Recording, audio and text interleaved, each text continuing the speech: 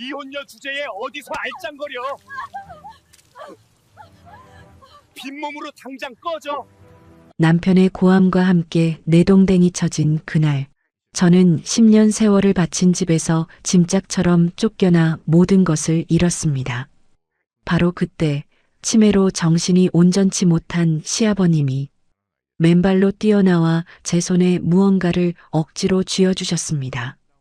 기름때가 꼬질꼬질하게 묻은 다 찌그러진 낡은 떡 상자였습니다. 영수가 배고프지 마라. 이거 가져가.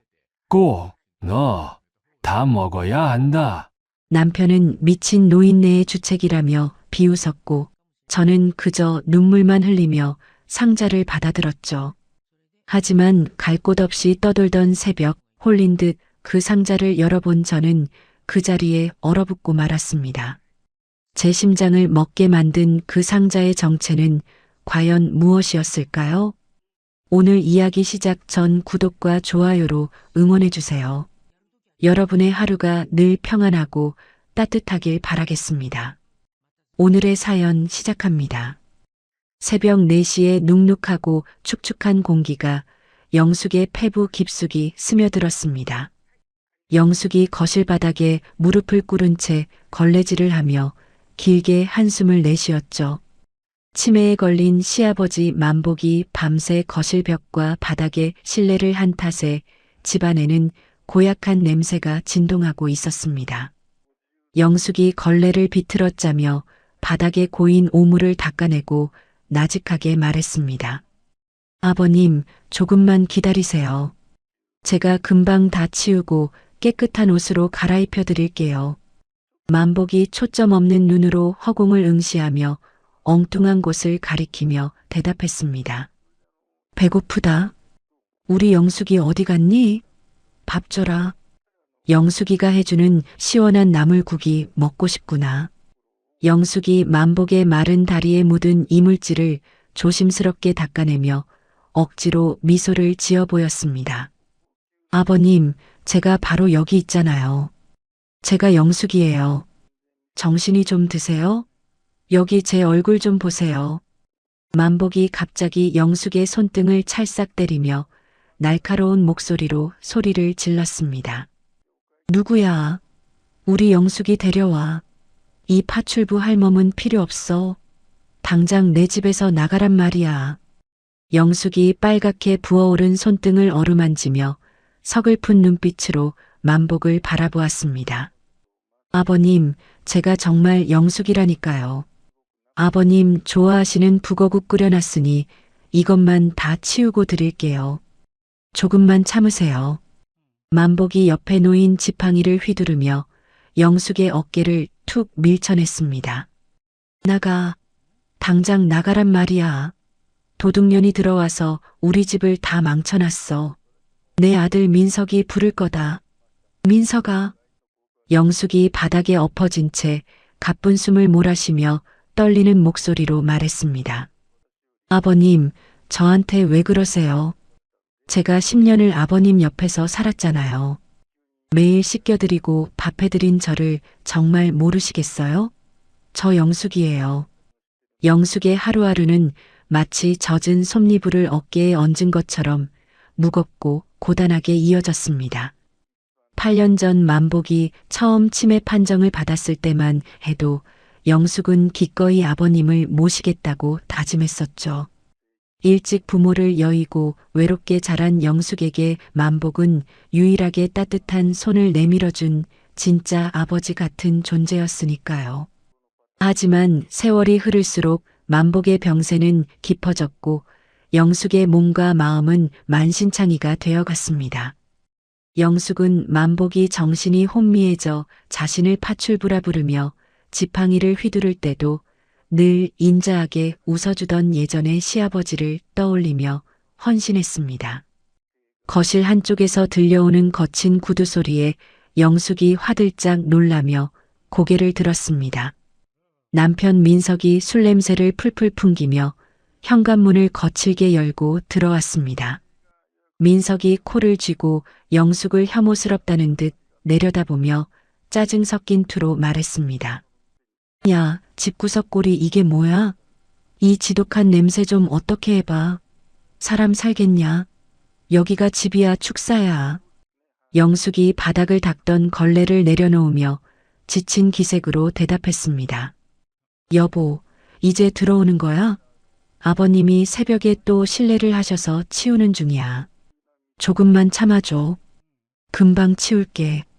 민석이 거실 소파에 외투를 던지며 코방귀를 꼈습니다.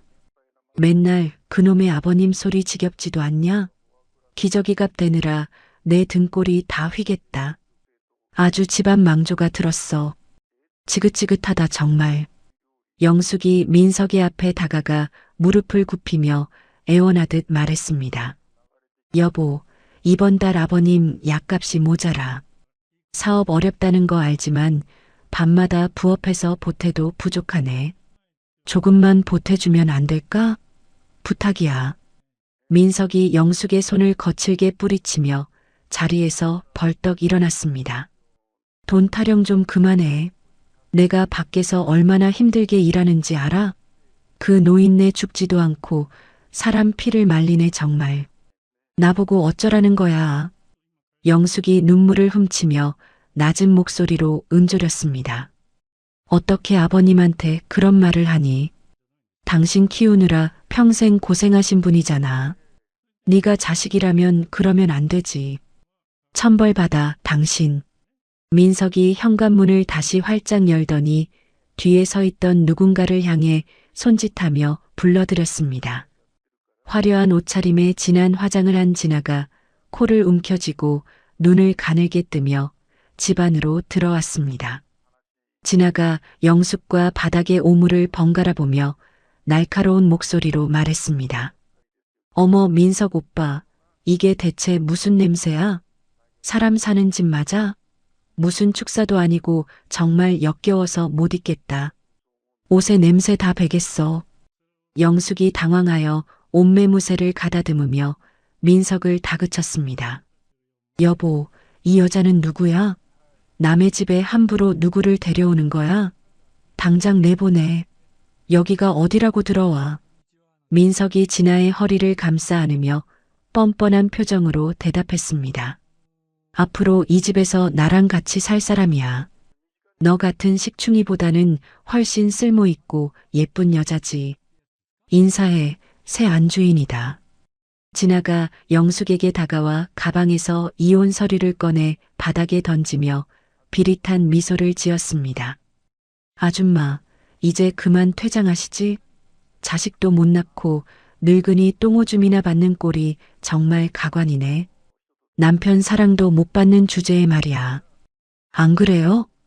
영숙이 바닥에 떨어진 서류를 집어들며 부르르 떨리는 손으로 소리쳤습니다. 너희들 정말 미쳤구나. 내가 이 집을 어떻게 지켰는데 나한테 이래. 10년을 종처럼 일한 나한테 어떻게 이럴 수 있어. 너희가 사람이야. 민석이 영숙의 팔목을 꽉 잡으며 위협적인 눈빛으로 말했습니다. 이미 재산은 다 지나 명의로 돌려놨어. 10년 세월? 그거 그냥 네가 여기서 먹고 자고 한 값이라고 생각해. 손해본 건 나니까. 영숙이 민석의 가슴을 주먹으로 치며 울부짖었습니다. 당신 어떻게 나한테 이래. 아버님 생각해서라도 이러면 안 되잖아. 나를 길바닥으로 내몰겠다는 거야? 10년이나 함께한 아내한테. 민석이 영숙의 팔을 잡아채 대문 밖 빗줄기 속으로 무자비하게 밀쳐냈습니다. 차가운 바닥에 고꾸라진 영숙의 등 위로 민석이 낡은 가방을 내동댕이 치며 소리쳤습니다. 너한테 줄 돈은 단돈 1원도 없으니까 당장 꺼져. 노인네 수발 들면서 나중에 유산이라도 챙기려고 했나 본데 꿈깨. 내 집에서 사라져. 진아가 빗물에 젖기 시작한 영숙의 가방을 한 번 더 발로 걷어차며 비웃었습니다. 쏟아지는 장대비는 영숙의 어깨를 사정없이 때리며 온 세상을 축축한 고독으로 가득 채웠죠. 영숙이 빗물 섞인 눈물을 흘리며 굳게 닫힌 대문을 두드렸습니다. 여보, 문 열어줘요. 갈 곳도 없는 나한테 왜 이러는 거야. 우리 아버님은 어쩌라고. 나 없으면 아버님 어떡하라고. 진아가 대문 틈으로 고개를 빼꼼히 내밀며 차갑게 쏘아붙였습니다. 아줌마, 번지수 잘못 찾았어. 가서 구걸이라도 하든가 아님 어디 가서 죽든가 맘대로 해. 이제 이 집 안주인은 나니까 신경 꺼. 민석이 대문을 굳게 걸어 잠그며 마지막 남은 인연의 끝마저 무참히 잘라냈습니다. 그때 멍하니 창밖에 빗물만 바라보던 만복이 갑자기 거실 문을 열고 마당으로 나왔습니다. 만복이 벽을 짚고 비틀거리며 빗속으로 걸어 나와 영숙의 차가운 어깨를 감싸 안았습니다. 영숙이 깜짝 놀라 만복을 올려다보며 애처로운 목소리로 불렀습니다. 아버님, 왜 나오셨어요? 비 맞으시면 큰일 나요. 감기 걸리신단 말이에요. 얼른 들어가세요. 어서요. 민석이 다시 대문을 열고 나와 만복의 어깨를 잡아 끌며 윽박질렀습니다. 이 노인네가 정말 노망이 났나? 비 맞지 말고 당장 들어가라고 했지. 저 여자랑 같이 길바닥에서 자고 싶어? 만복이 평소와 다른 완강한 힘으로 민석의 손을 뿌리치며 영숙의 가방 안에 무언가를 깊숙이 밀어 넣었습니다. 만복이 영숙의 눈을 뚫어지게 응시하며 낮은 목소리로 또박또박 속삭였습니다. 영숙아, 이거 가져가. 배고프면 안 된다. 아무도 없을 때 꼭 혼자 확인해라. 내 말 알겠느냐? 꼭 혼자 봐야 한다. 영숙이 만복의 기적같이 또렷한 눈빛을 보며 멍하니 대답했습니다. 아버님, 이게 뭐예요? 아버님, 지금 제 이름 부르신 거예요? 아버님, 정신이 드세요? 저 알아보시는 거예요? 민석이 만복의 허리를 낚아채 집 안으로 끌고 들어가며 소리를 질렀습니다. 말도 안 되는 소리 그만해. 빨리 안 들어오면 산속 요양원에 처박아 버릴 줄 알아. 평생 면회도 안 갈 테니까. 쾅 하고 닫히는 육중한 대문 소리가 텅 빈 골목길의 정적을 차갑게 가로질렀습니다. 영숙은 빗속에 홀로 남겨진 채 가슴에 안긴 낡은 가방을 바르르 떨리는 손으로 꼭 쥐었습니다. 빗물에 젖은 떡 상자의 묵직한 무게가 영숙의 손끝에 차갑게 전해졌죠. 영숙은 갈 곳 없는 처지를 한탄하며 시장 끝자락에 위치한 가장 저렴한 여인숙을 찾았습니다. 눅눅한 곰팡이 냄새와 매캐한 담배 연기가 섞인 여인숙 방에서 영숙이 떡 상자의 매듭을 풀었습니다. 상자 윗줄에는 하얀 백설기가 정갈하게 담겨 있었지만 영숙은 아버님의 말씀을 떠올리며 밑바닥을 더듬었습니다. 상자 바닥면이 미세하게 들떠 있는 것을 발견한 영숙이 손톱을 밀어넣어 그 틈을 조심스럽게 벌렸습니다. 밑판이 열리며 드러난 이중 바닥 안에는 거액의 수표 뭉치와 낡은 편지 한 장이 들어 있었죠. 영숙이 부르르 떨리는 손으로 편지를 펼쳐 천천히 읽어 내려갔습니다. 내 아들놈이 천벌을 받을 줄 알면서도 말리지 못한 이 못난 애비가 죄인이다. 영숙아, 내 10년 눈물에 대한 이 시아비의 마지막 사죄란다.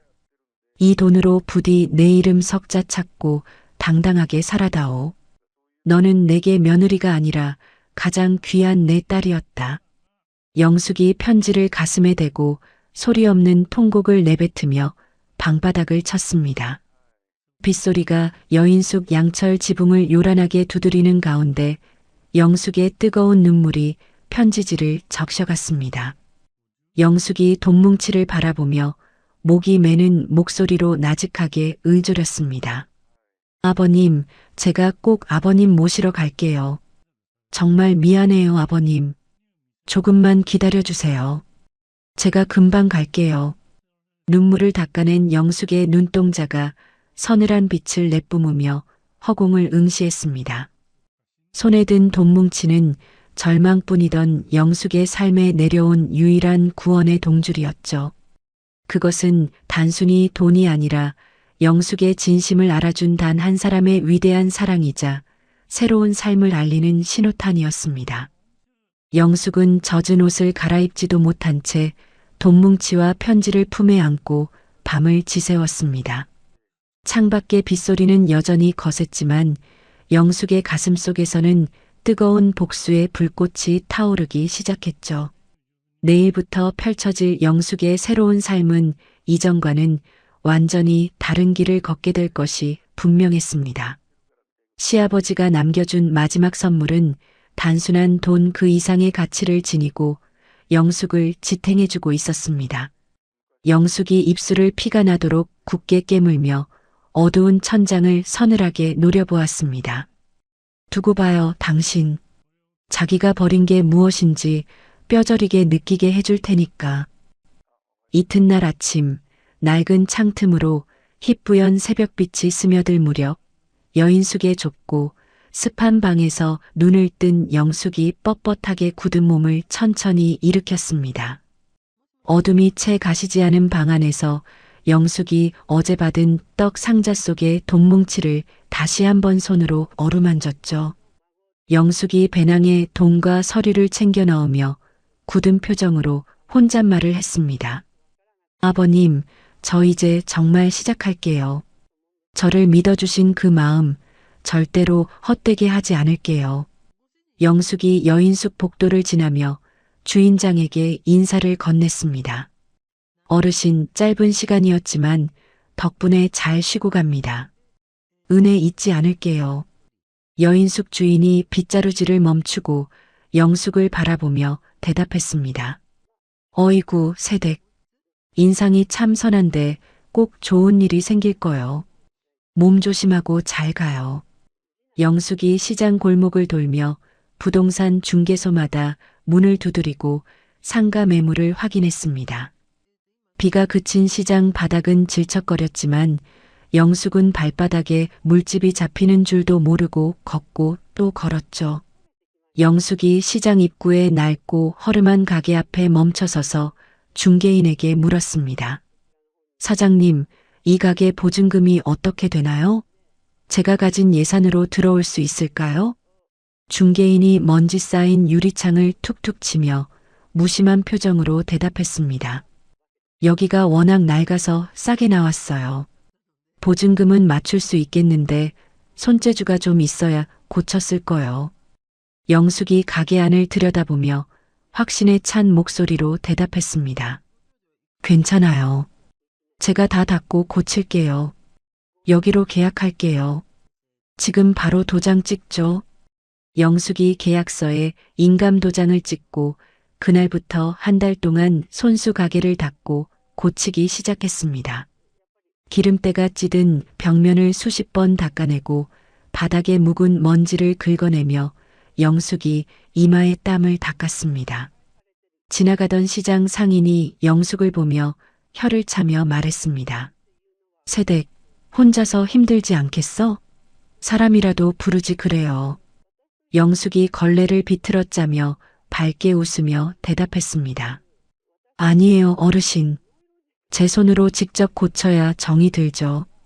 제가 몸 쓰는 건 자신 있거든요.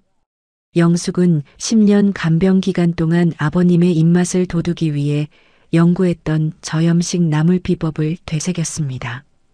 가게 간판에 만복 반찬이라는 투박한 글씨를 정성껏 그려 넣으며 영숙이 나직하게 의졸였습니다. 아버님 성함 걸고 하는 거니까 정말 부끄럽지 않게 정직하게 장사할게요. 한편 영숙을 내쫓고 안방을 차지한 민석이 거실 벽면에 금고를 거칠게 열어젖혔습니다. 금고 안이 텅 비어 있는 것을 확인한 민석이 바닥을 주먹으로 치며 비명을 질렀습니다. 이게 뭐야? 왜 아무것도 없어? 그 영감이 그 많은 현금을 다 어디다 치운 거야? 옆에서 손톱을 다듬던 진아가 화장대 의자를 발로 걷어차며 날카롭게 쏘아붙였습니다. 오빠, 이거 분명히 그 며느리년이 가로챈 거잖아. 오빠 모르게 둘이 짰다니까. 민석이 금고 안쪽 구석구석을 손으로 더듬으며 분통을 터뜨렸습니다. 말도 안 돼.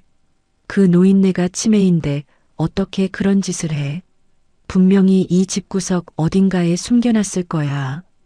진아가 거실 소파 쿠션을 민석의 얼굴에 던지며 악에 받쳐 소리를 질렀습니다. 오빠는 바보야? 그 노인네가 정신 나간 척하면서 며느리한테 다 넘긴 것 아니냐고. 당장 그년 찾아내. 민석이 거칠게 머리를 헝클어뜨리며 휴대폰을 집어들고 전화를 걸었습니다. 여보세요? 심부름센터죠? 예, 저 김민석입니다. 사람 한 명 급하게 찾아야겠는데 바로 사람 좀 붙여주쇼. 진아가 민석의 팔을 꼬집으며 매서운 눈초리로 독촉했습니다. 돈부터 준비해. 나 명품 가방 결제해야 하는 거 알지? 이번 달 안에 해결 안 되면 나 오빠랑 끝이야.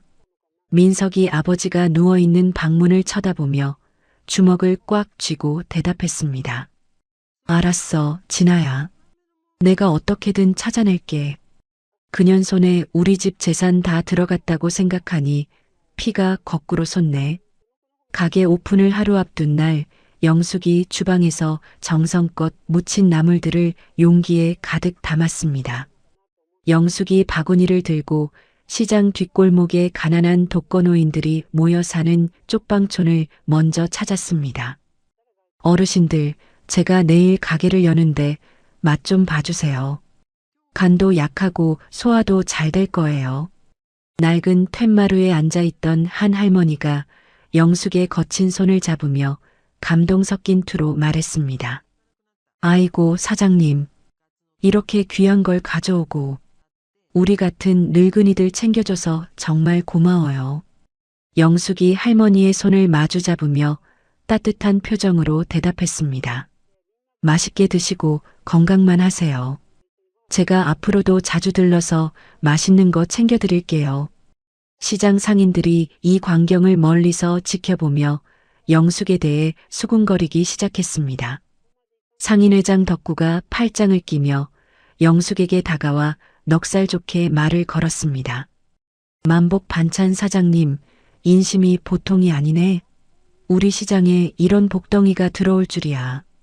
영숙이 앞치마에 젖은 손을 닦으며 겸손하게 대답했습니다.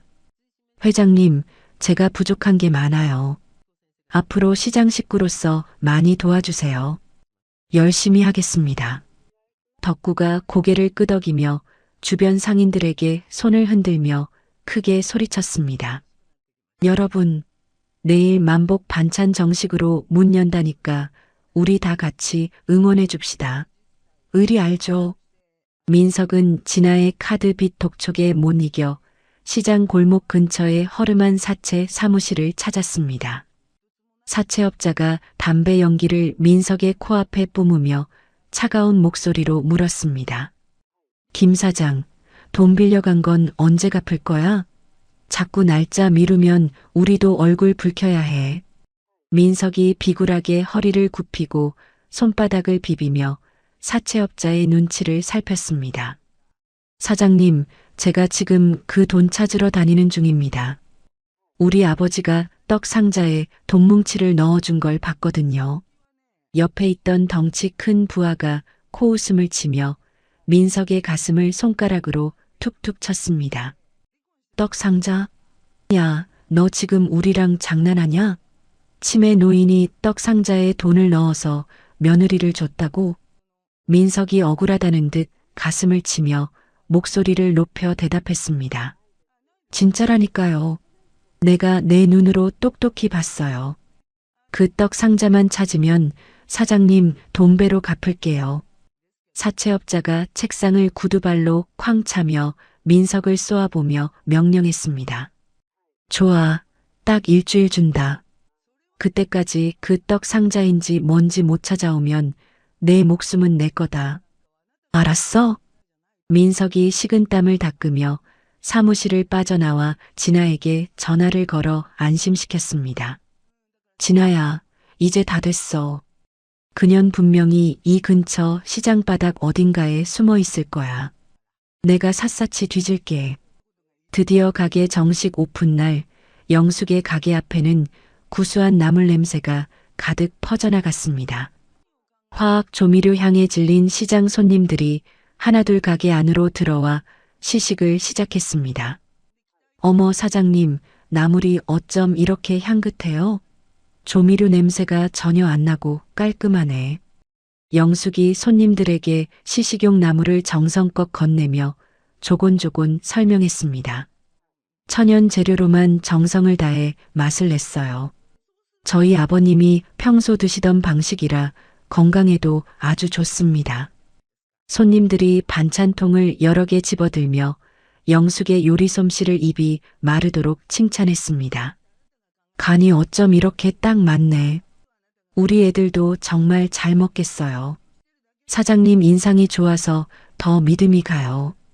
영숙의 가게는 순식간에 문전성시를 이루며 시장의 새로운 명소로 소문이 났습니다. 영숙이 쉴 새 없이 반찬을 담고 포장을 하며 밝은 목소리로 손님들에게 인사했습니다. 감사합니다. 맛있게 드시고 내일 또 오세요. 항상 정성을 다해 모시겠습니다. 가게 매출 전표를 확인하던 영숙이 잠시 숨을 돌리며 만복의 얼굴을 떠올렸습니다. 아버님, 이제 시작이에요. 제가 아버님 명예 걸고 꼭 성공해서 모시러 갈게요. 그때 배달 가방을 들고 가게 밖을 나서던 영숙이 시장 입구에서 멈춰 섰습니다. 멀리서 민석과 진아가 두리번거리며 가게 간판을 확인하더니 영숙을 발견했습니다. 민석이 눈에 불을 켜고 영숙을 향해 달려오며 짐승처럼 고함을 질렀습니다. 야, 한영숙, 너 여기 있었냐? 내 돈, 우리 집 돈 다 어디다 숨겼어? 당장 내놔. 진아가 굽 높은 구두를 신은 채 가게 안으로 들이닥쳐 진열된 반찬통들을 바닥으로 던졌습니다. 이 도둑년아, 남의 집 재산 훔쳐서 이런 가게 차리니까 속이 시원해? 당장 돈 내놓으라고. 영숙이 바닥에 쏟아진 반찬들을 보며 몸을 부르르 떨며 당당하게 소리쳤습니다. 너희들 이게 무슨 짓이야? 여기가 어디라고 와서 행패야? 당장 내 가게에서 나가. 민석이 영숙의 멱살을 잡으려 손을 뻗으며 주변 손님들에게 고래고래 외쳤습니다. 여러분, 이 여자 말 믿지 마세요. 노망난 우리 아버지를 꼬드겨서 전 재산을 훔쳐 달아난 파렴치한 여자입니다. 진아가 진열대를 손으로 쓸어버리며 반찬 국물을 바닥에 마구 쏟아부었습니다. 천벌을 받으련 감히 아버님 돈을 가로채서 이따위 짓을 해? 경찰 부르기 전에 다 내놓고 꺼져. 영숙이 수치심에 눈물을 흘리면서도 앞치마 주머니 속 아버님의 도장을 꽉 움켜쥐었습니다. 내가 훔친 것 아니야. 아버님이 나한테 직접 주신 거야. 너희 같은 인간들한테 뺏기지 말라고 주신 거라고. 시장 상인들이 웅성거리며 몰려들자 상인회장 덕구가 청년들을 이끌고 나타났습니다. 덕구가 민석의 가슴팍을 거칠게 밀치며 굵고 낮은 목소리로 경고했습니다. 이봐요, 당신들 뭐야? 남의 영업집에 와서 왜 이 난동이야? 당장 그 더러운 손 떼지 못해. 민석이 덕구의 멱살을 잡으려 대들고 침을 튀기며 씩씩거렸습니다. 아저씨는 상관 마쇼. 내 마누라였던 여자가 우리 집 돈 들고 튀었다는데 왜 남의 일에 참견이야? 덕구가 코방귀를 뀌며 민석의 팔을 거칠게 비틀어 뒤로 꺾어버렸습니다. 마누라였던 여자? 이혼했다며? 그럼 남이지 무슨 돈 타령이야. 우리 시장 식구 건드리면 가만 안 둬. 상인의 청년들이 민석과 진아의 양팔을 붙잡고 시장 밖으로 개 끌듯 끌어냈습니다. 진아가 휴대폰을 꺼내 상인들의 얼굴을 하나하나 찍으며 악에 받쳐 비명을 질렀습니다. 이거 다 찍었어. 이 도둑년 편드는 인간들도 다 공범으로 고소할 거야. 너희 다 감옥 갈 줄 알아. 민석이 시장 바닥에 넘어지며 영숙을 향해 삿대질을 하며 저주를 퍼부었습니다. 한영숙, 너 오늘만 날인 줄 알아? 내 돈 다 찾을 때까지 내가 지구 끝까지 쫓아다닐 거야. 영숙은 멀어지는 민석의 뒷모습을 보며 두려움에 사시나무 떨듯 온몸을 떨었습니다. 덕구가 영숙의 어깨를 가볍게 토닥이며 다정한 말투로 영숙을 안심시켰습니다. 사장님 괜찮아요? 우리가 다 봤으니까 걱정 마요. 저런 인간들 다시는 발 못 붙이게 할 테니까. 영숙이 눈물을 닦으며 덕구와 주변 상인들에게 고개를 숙여 거듭 인사했습니다. 감사합니다, 회장님. 정말 감사합니다. 이 은혜 평생 잊지 않고 꼭 보답하겠습니다. 영숙은 다시 앞치마를 고쳐 메고 바닥에 엎질러진 반찬들을 묵묵히 치우기 시작했습니다. 그날 밤 민석은 잔뜩 취한 채 집으로 돌아와 구석에서 떨고 있는 만복을 흔들어 깨웠습니다. 민석이 만복의 어깨를 강하게 움켜쥐고 소리를 지르며 미친 듯이 추궁했습니다. 아버지, 대답해봐. 떡 상자에 넣어준 그 돈, 한영숙이가 어디다 숨겼냐고. 말해. 만복이 겁에 질린 눈으로 구석으로 몸을 피하며 중얼중얼 영숙의 이름만 불렀습니다. 영숙아, 우리 영숙이 밥 줘야지. 민석아, 영숙이 어디 갔니? 왜 안 보이니? 민석이 거실 테이블을 발로 쾅 차며 만복의 가슴팍을 힘껏 밀쳐냈습니다. 영숙이 찾지 마. 그년이 아버지 돈 다 들고 도망갔다고. 제발 돈 어디 있는지 말 좀 해보라고. 죽고 싶어? 옆에서 팔짱을 끼고 지켜보던 진아가 차갑게 혀를 차며 민석에게 말했습니다. 오빠 노인네한테 말해봤자 입만 아파. 내일 당장 심부름센터 애들 보내서 그 가게 박살을 내버려야 해. 만복은 멍한 눈으로 벽면에 얼룩만 응시하며 민석의 말을 듣지 못한 척 고통을 견냈습니다. 만복의 손끝이 파르르 떨리고 있었지만 민석은 아랑곳하지 않고 신경질적으로 방을 나갔습니다. 영숙은 가게 뒤편 작은 방에 누워 천장을 바라보며 아버님의 인자한 얼굴을 떠올렸습니다. 아버님, 오늘 그 사람이 다녀갔어요. 아버님이 주신 기회 절대로 헛되이 날리지 않을게요. 약속해요. 영숙이 이불을 가슴까지 끌어올리며 눈을 감고 나직하게 자신에게 다짐했습니다. 반드시 성공해서 아버님 모셔올 거예요. 그 지옥 같은 집에서 제가 꼭 아버님 구해드릴게요. 영숙의 가슴 속에는 슬픔보다 더 큰 용기가 싹트고 있었고 그것은 단단한 뿌리를 내리고 있었죠. 내일부터 펼쳐질 새로운 싸움을 위해 영숙은 거친 숨을 고르며 깊은 잠을 청했습니다. 영숙의 꿈속에는 시아버지가 인자하게 웃으며 떡 한 조각을 건네는 따뜻한 모습이 비쳤습니다. 가게 창밖으로 노란 가을 햇살이 부서지던 오후였습니다. 영숙이 손님들이 휩쓸고 간 자리를 정리하며 행주를 바쁘게 움직였죠. 그때 단정한 회색 양복을 차려입은 신사가 가게 문을 열고 조심스럽게 들어왔습니다. 신사가 안경을 고쳤으며 부드러운 목소리로 물었습니다. 여기가 한영숙 사장님 가게가 맞습니까? 영숙이 행주를 내려놓고 고개를 까딱이며 대답했습니다. 네, 제가 한영숙입니다만. 누구신가요? 신사가 품 안에서 명함을 꺼내 영숙에게 건네며 말을 이었습니다. 저는 김만복 어르신의 오랜 법률 대리인인 박 변호사라고 합니다. 어르신의 부탁을 받고 왔습니다. 영숙이 깜짝 놀라며 손을 앞치마에 닫고 박 변호사를 맞이했습니다. 아니, 아버님 변호사님이라고요? 아버님께 무슨 일이라도 생겼나요? 박 변호사가 서류 가방에서 두툼한 봉투를 꺼내 탁자 위에 올려놓으며 설명했습니다. 걱정 마십시오.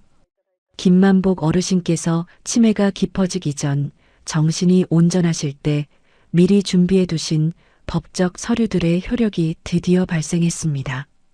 영숙이 의아한 표정으로 서류를 내려다보며 물었습니다. 효력이라니요? 아버님이 대체 무엇을 준비하셨다는 건가요? 박 변호사가 서류 한 장을 펼쳐 영숙에게 보여주며 차분하게 말했습니다.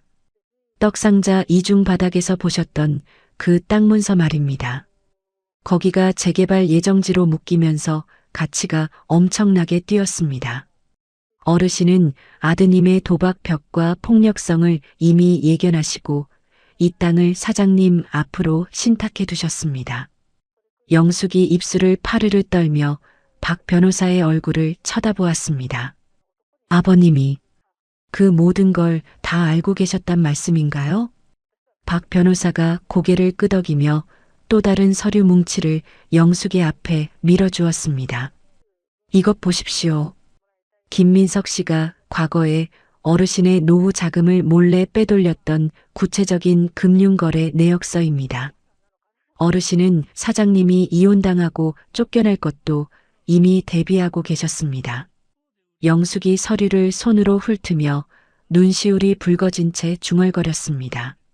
아버님은 저를 위해 당신의 아들까지 등지셨군요. 저는 그것도 모르고. 박 변호사가 영숙의 손을 살짝 누르며 단호하게 말했습니다. 사장님, 이제 울고만 계실 때가 아닙니다. 합법적으로 김민석 씨에게 대응해야 합니다. 어르신의 뜻을 저버리지 마십시오. 박 변호사의 단호한 말에 영숙이 젖은 눈을 닦으며 결연하게 고개를 끄덕였습니다. 시아버지가 떡 상자 이중 바닥에 숨겨둔 것은 단순한 땅 문서가 아니라 세상에 홀로 던져진 며느리가 다시 일어설 수 있게 지탱해주는 마지막 사랑이자 깊은 신뢰였죠. 같은 시각 민석은 자욱한 담배 연기가 가득한 사채 사무실 소파에 앉아 초조하게 다리를 떨고 있었습니다. 사채업자가 비열하게 낄낄거리며 민석의 어깨를 거칠게 툭 쳤습니다. 야, 김 사장. 내 마누라 아주 대박 났더만. 그 낡아빠진 떡 상자에 들어있던 땅 말이야. 거기 재개발 확정되면서 지금 수십억 원을 호가한다는 소문이 파다해. 넌 그것도 모르고 그런 금덩이를 제 발로 걷어찬 거냐? 민석이 눈목을 번뜩이며 소파에서 몸을 벌떡 일으켰습니다. 뭐라고요? 수십억이라고요? 그 노인네가 진짜 보물단지를 그년한테 넘긴 거네. 옆에 앉아있던 진아는 손톱을 깨물며 도끼 서린 목소리로 민석을 부추겼습니다. 오빠, 지금 이러고 있을 때가 아니야. 그년이 돈 다 쓰기 전에 우리가 아버지를 잡고 있어야 해. 민석이 주먹으로 테이블을 쾅 내리치며 비릿한 미소를 지었습니다. 좋아, 진아야. 내가 인간으로서 해서는 안 될 계획을 하나 짰어. 아버지를 인질로 잡으면 그년도 별 수 없을 거야. 민석은 그날 야심한 시각, 집안에 잠입하여 깊은 잠에 빠진 만복의 입을 틀어막았습니다. 만복이 겁에 질려 허우적거렸지만 민석은 아랑곳하지 않고 아버지를 거칠게 차에 태웠습니다. 진아가 차 문을 닫으며 차가운 목소리로 민석에게 물었습니다. 어디로 보낼 거야? 확실하게 숨겨야 해. 민석이 핸들을 꺾으며 낮고 음흉한 목소리로 대답했습니다. 연고가 전혀 없는 산골짜기 무허가 요양원이야. 거기 한번 들어가면 죽어서나 나올 수 있지. 검은 차는 칠흑 같은 어둠을 뚫고 숲속 깊은 곳으로 흔적도 없이 사라져갔습니다. 잠시 후 퀴퀴한 곰팡이 냄새가 진동하는 지하실 차가운 시멘트 바닥에 내던져진 만복은 가쁜 숨을 몰아쉬며 가느다란 목소리로 며느리를 불렀습니다. 영수가, 우리 영수가.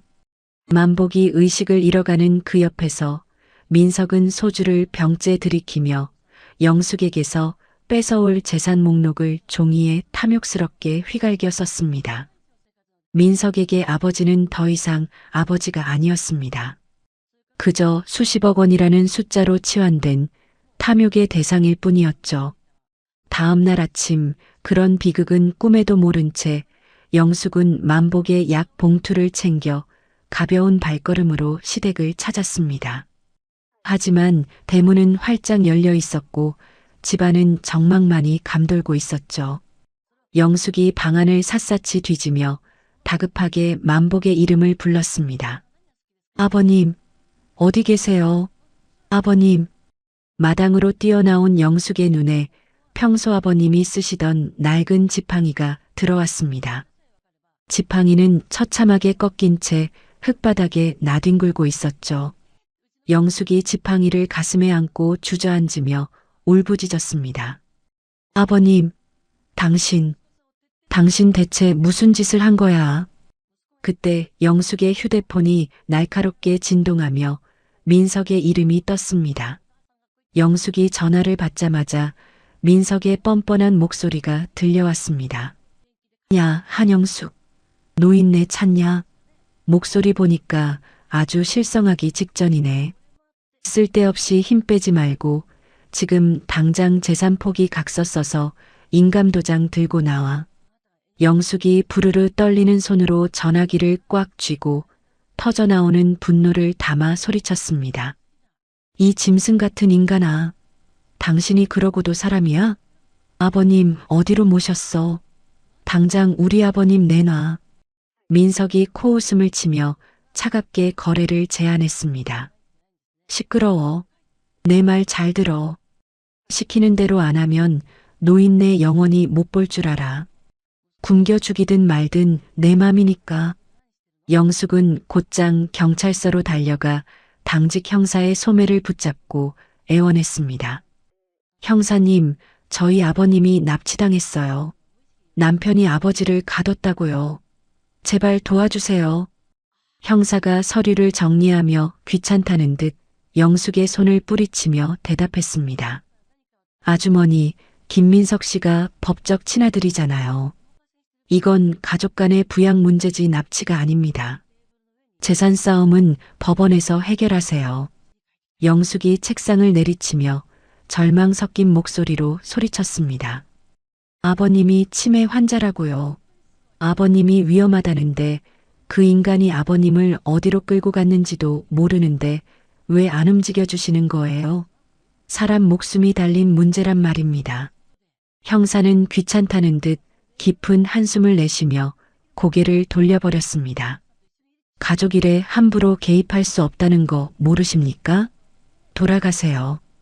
경찰서 문을 밀고 나오는 영숙의 발걸음이 위태롭게 흔들렸습니다. 세상의 정의마저 등을 돌린 듯 쏟아지는 가을 햇살조차 그녀에게는 차갑게만 느껴졌죠. 무거운 몸을 이끌고 시장으로 돌아온 영숙을 기다리고 있는 것은 이웃 상인들의 차가운 시선이었습니다. 불과 며칠 전까지 웃으며 인사를 나누던 이들은 이제 보복이 두려운 듯 영숙과 눈이 마주치기 무섭게 고개를 돌려버렸습니다. 가게 앞은 이미 아수라장이었습니다. 민석이 고용한 불량배들이 침을 뱉으며 가게 주변을 서성였고 험악한 분위기에 겁을 먹은 손님들은 입구 근처조차 오지 못한 채 발길을 돌렸습니다. 덕구마저 불량배들의 위협에 다가오지 못하고 멀리서 영숙을 안타깝게 바라보았죠. 결국 영숙은 떨리는 손으로 가게 셔터를 내렸습니다. 차가운 쇳소리가 시장 골목에 울려 퍼졌습니다. 영숙은 갈 곳 없는 몸을 이끌고 다시 여인숙 방으로 돌아왔습니다. 좁고 습한 방 안에 홀로 앉아 무릎을 끌어안은 영숙의 머릿속으로 아버님과 함께했던 지난 10년의 세월이 주마등처럼 스쳐 지나갔습니다. 아버님의 따뜻했던 손길과 그 험한 세월을 버티게 했던 소박한 웃음소리가 귓가에 맴돌자 참아왔던 눈물이 복물 터지듯 쏟아졌습니다. 그때 연락이 되지 않는 영숙이 걱정되어 수소문 끝에 찾아온 박 변호사가 조심스럽게 방 안으로 들어섰습니다. 그는 차가운 방바닥에 주저앉아 울고 있는 영숙을 마주보고 앉아 신중하게 조언을 건넸습니다. 사장님, 절대로 각서에 서명하지 마십시오. 민석 씨는 돈을 받으면 아버님을 절대 돌려보내지 않을 겁니다. 영숙이 눈물을 닦으며 박 변호사에게 물었습니다. 그럼 전 어떻게 해야 하나요? 우리 아버님이 저 지옥 같은 곳에서 죽어가고 있는데 제가 어떻게 가만히 보고만 있어요? 아버님 잘못되기라도 하면 전 평생 죄인으로 살아야 해요. 박 변호사가 낮은 목소리로 영숙을 위로하며 단호하게 말했습니다. 합법적인 절차로는 시간이 너무 오래 걸립니다. 사장님, 이제는 우리가 조금 다른 방법을 써야 할 때입니다. 박 변호사의 말을 뒤로하고 여인숙을 뛰쳐나온 영숙은 정처 없이 밤거리를 헤매기 시작했습니다. 어디로 가야 할지, 누구에게 도움을 청해야 할지 알 수 없는 막막한 어둠 속에서 영숙의 발걸음은 무겁게 가라앉았죠. 그때 시장 입구 그늘진 구석에서 추위에 떨며 웅크리고 있던 노숙인 노인이 영숙의 바짓가랑이를 다급하게 붙잡았습니다. 평소 시장에서 장사를 하며 노인에게 따뜻한 국밥 한 그릇을 아끼지 않았던 영숙의 선행을 기억하고 있었던 것입니다. 노인이 쉰 목소리를 쥐어짜며 영숙에게 은밀하게 말을 건넸습니다. 세댁, 내가 봤어. 그제 밤에 웬 검은 차 한 대가 노인을 뒷자리에 짐짝처럼 싣고 원주 방향 산길로 서둘러 올라가는 걸 봤단 말이야. 영숙이 노인의 앞에 무릎을 꿇으며 눈을 크게 뜨고 물었습니다. 그게 정말인가요, 어르신? 그 차에 타고 계셨던 분이 저희 아버님 맞나요? 제발 다시 한 번만 말씀해 주세요. 노인이 손가락으로 산 너머를 가리키며 고개를 끄덕였습니다. 그래요. 그쪽 산속에 사람 가두는 무허가 요양원이 하나 있거든. 내 눈은 못 속여. 하지만 세댁 혼자 가기엔 너무 위험해. 경찰도 안 도와준다며. 시장 뒷골목 도장 운영하는 강 씨를 찾아가 보게. 왕년에 독사로 불리던 형사였으니까. 영숙은 지푸라기라도 잡는 심정으로 노인이 일러준 시장 뒤편 낡은 건물 지하로 달려갔습니다. 어둡고 습한 계단 끝, 먼지 쌓인 간판에는 강 형사 유도관이라는 투박한 글씨가 적혀 있었죠. 평소 영숙의 가게에서 말없이 국밥을 비우고 가던 무뚝뚝하지만 눈빛만은 날카로웠던 그 노신사가 바로 퇴직 형사 강 씨였습니다. 영숙이 도장문을 거칠게 열고 들어가 샌드백을 치던 강 씨의 앞에 그대로 엎드렸습니다. 강 선생님, 제발 저희 아버님 좀 도와주세요. 아버님이 죽어가고 있어요. 선생님밖에 도와주실 분이 없어요. 강 씨가 영숙을 일으켜 세우며 땀을 닦고 묵묵히 물었습니다. 무슨 일입니까? 차근차근 말해보세요. 영숙이 울먹이며 만복의 납치 소식과 경찰의 거절에 대해 쏟아냈습니다. 제 남편이 그 인간이 아버님을 무허가 요양원에 가뒀대요. 선생님이 아니면 찾을 길이 없어요. 제발 저희 아버님 좀 살려주세요. 강 씨는 아무 말 없이 벽에 걸린 낡은 외투를 집어들었습니다. 투박한 손으로 지퍼를 올린 그가 영숙의 젖은 눈을 똑바로 응시하며 묵직하게 입을 뗐습니다. 가족 일이라고 경찰이 손을 놓는다면 이 바닥을 잘 아는 내가 움직여야겠군요. 시간 없습니다. 당장 출발합시다. 영숙이 강 씨의 뒤를 따르며 입술을 피가 나도록 깨물었습니다. 강 씨의 낡은 SUV 전조등이 칠흑 같은 어둠을 날카롭게 가르며 원주 산길을 향해 거칠게 달려나갔습니다. 창밖으로 스치는 가로등 불빛이 영숙의 창백한 얼굴 위로 어지럽게 흩어졌죠. 영숙의 가슴 속에는 두려움보다 더 강한 분노와 구출에 대한 결의가 타오르고 있었습니다. 시아버지가 남겨준 떡 상자의 진실이 밝혀지는 날, 민석의 악행도 끝이 날 것이 분명했습니다. 영숙은 창밖으로 흘러가는 어두운 산자락을 보며 아버님의 이름을 마음속으로 되새겼습니다. 아버님, 조금만 기다리세요.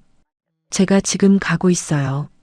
어둠이 깊을수록 새벽은 가까워졌고 영숙의 위대한 구출 작전은 이제 막 시작되고 있었죠.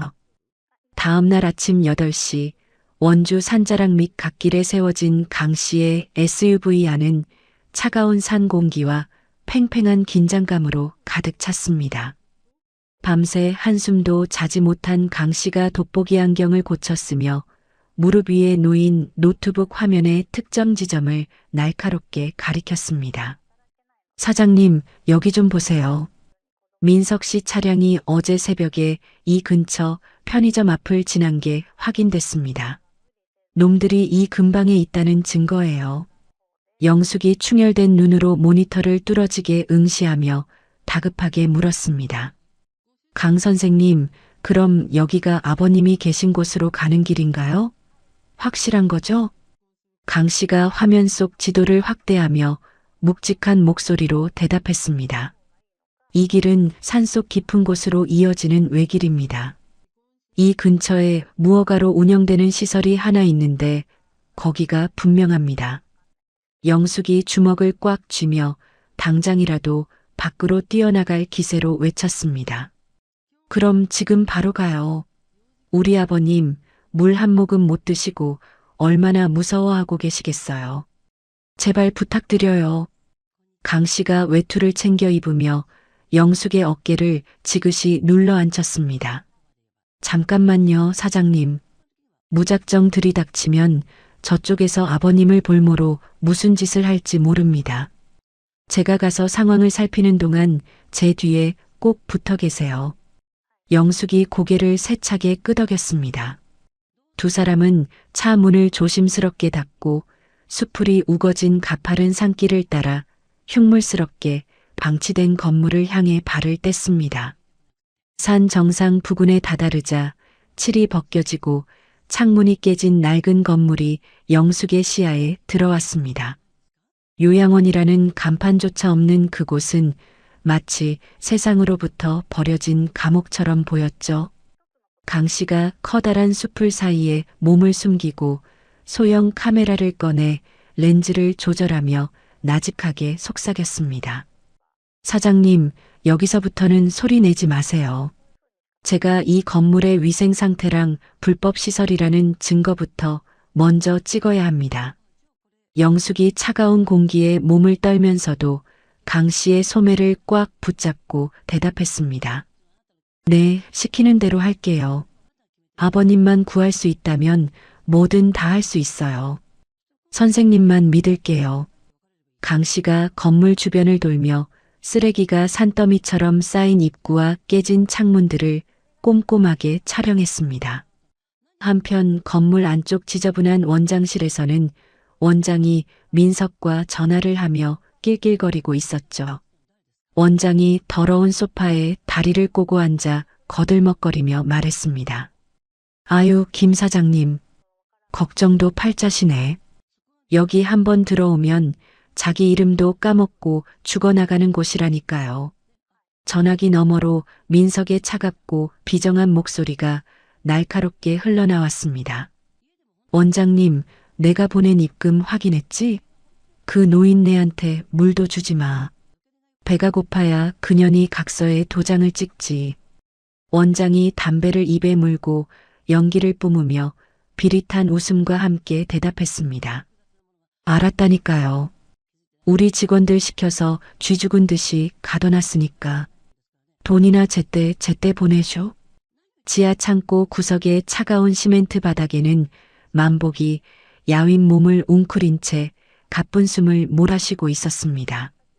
만복이 바짝 마른 입술을 달싹이며 신음 섞인 목소리로 나직하게 며느리를 불렀죠. 영숙아, 우리 착한 며느리 어디 있니? 목이 너무 마르구나. 부풀어 오른 눈꺼풀과 흙먼지로 뒤덮인 만복의 몰골은 차마 눈 뜨고 볼 수 없을 만큼 처참했습니다. 낮은 창문 사이로 희미한 아침빛이 스며들었지만 건물 내부는 여전히 칠흑 같은 어둠에 잠겨 있었습니다. 강 씨와 영숙은 건물의 허술한 뒷문을 확인하고 숨을 죽인 채 잠입을 시도했습니다. 강 씨가 손전등 불빛을 바닥으로 향하게 하여 복도를 살피며 영숙에게 나직이 주의를 주었습니다. 사장님, 제 발자국만 따라오세요.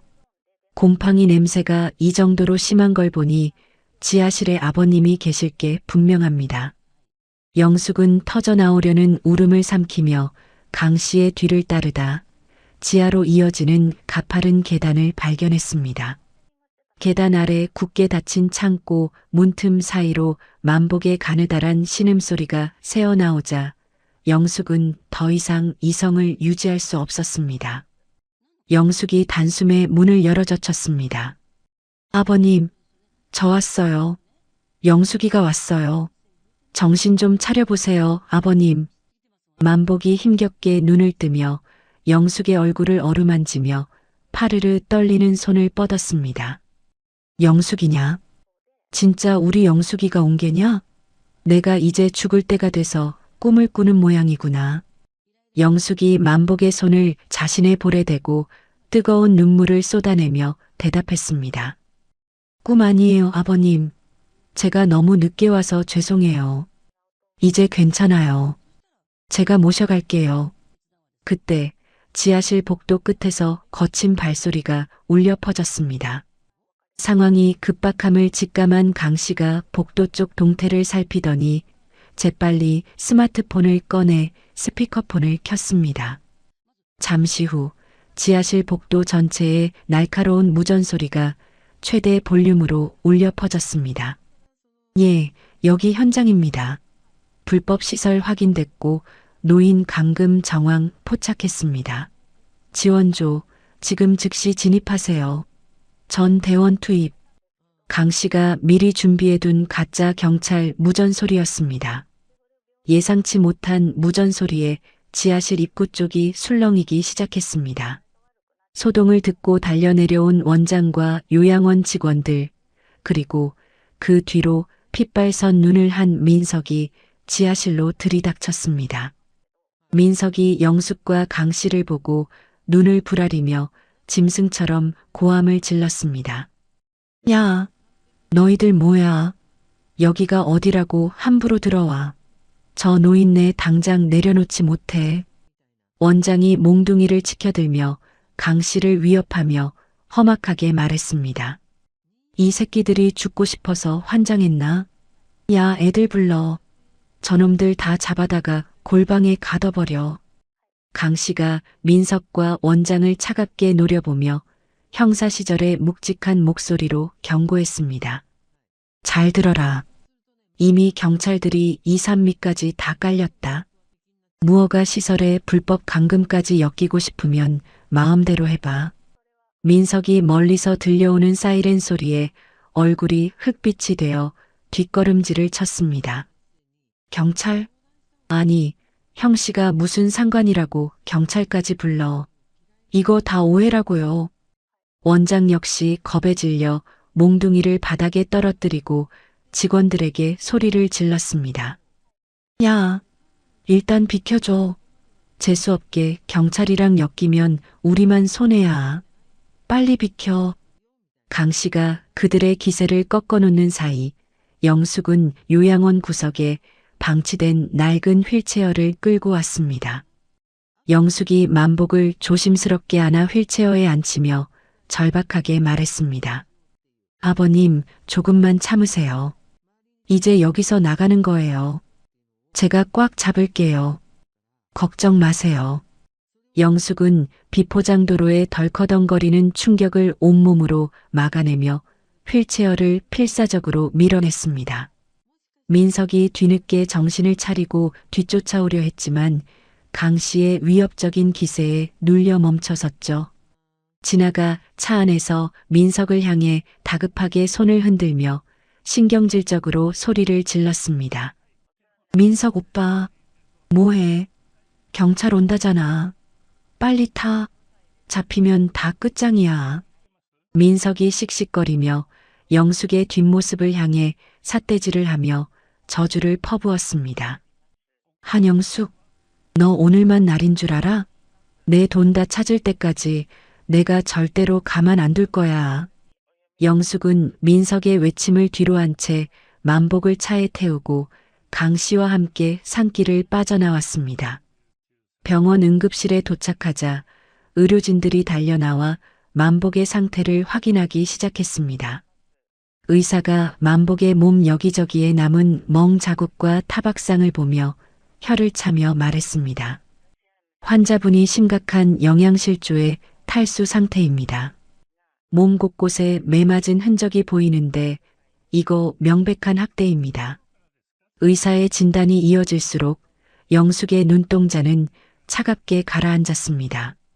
만복의 여윈 팔 위에 선명하게 남은 짐승 같은 폭력의 흔적을 보며 영숙은 주먹을 피가 나도록 꽉 쥐었습니다. 선생님, 신고할 수 있는 건 다 해주세요. 그 인간들 절대로 용서 안 합니다. 제가 똑같이 갚아줄 거예요. 다음 날 오전 강 씨가 현장에서 몰래 확보한 불법 감금 장부와 사진들을 들고 박 변호사를 찾았습니다. 강 씨가 서류 뭉치를 탁자에 내려놓으며 굵직한 목소리로 말했습니다. 박 변호사님, 여기 증거들입니다. 원장놈이 김민석 씨한테 돈 받은 기록까지 다 들어 있습니다. 박 변호사가 서류를 하나하나 검토하며 만족스러운 표정으로 고개를 끄덕였습니다. 정말 수고하셨습니다. 강 선생님. 이 정도면 김민석 씨의 법적 권리를 완전히 박탈할 수 있겠군요. 강 씨가 모자를 깊게 눌렀으며 사무실을 나서며 나직하게 의조렸습니다. 죄 지은 놈들은 대가를 치러야죠. 이제 사장님이 아버님 잘 지키는 일만 남았습니다. 구출 소식이 시장 상인들 사이에 퍼지자 가게 주변을 서성이던 상인들이 영숙을 찾아왔습니다. 상인회장 덕구가 사과 박스를 들고 영숙의 손을 잡으며 감격스러운 목소리로 말했습니다. 한 사장, 정말 천만다행이야. 아버님을 모셔왔다는 소식 듣고 내가 다 속이 시원하더라고. 그 몹쓸 놈들 사이에서 아버님 모셔오느라 얼마나 고생이 많았어. 옆에 있던 야채 가게 할머니도 영숙의 어깨를 토닥이며 눈물을 훔치며 말했습니다.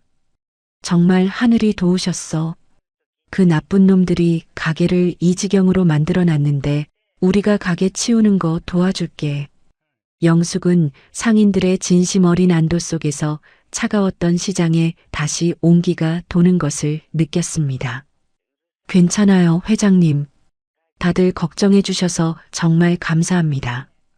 도와주신 덕분에 다시 시작할 힘이 나네요.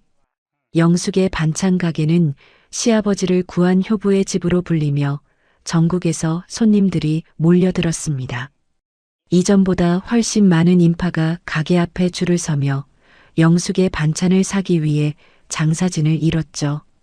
영숙은 경제적인 안정을 바탕으로 만복을 최고 수준의 시설을 갖춘 재활병원으로 모셨습니다. 영숙이 매일 아침 만복의 침대 옆을 지키며 정성껏 손을 주무르고 말을 걸었습니다. 아버님, 저 왔어요. 오늘은 날씨가 참 맑네요.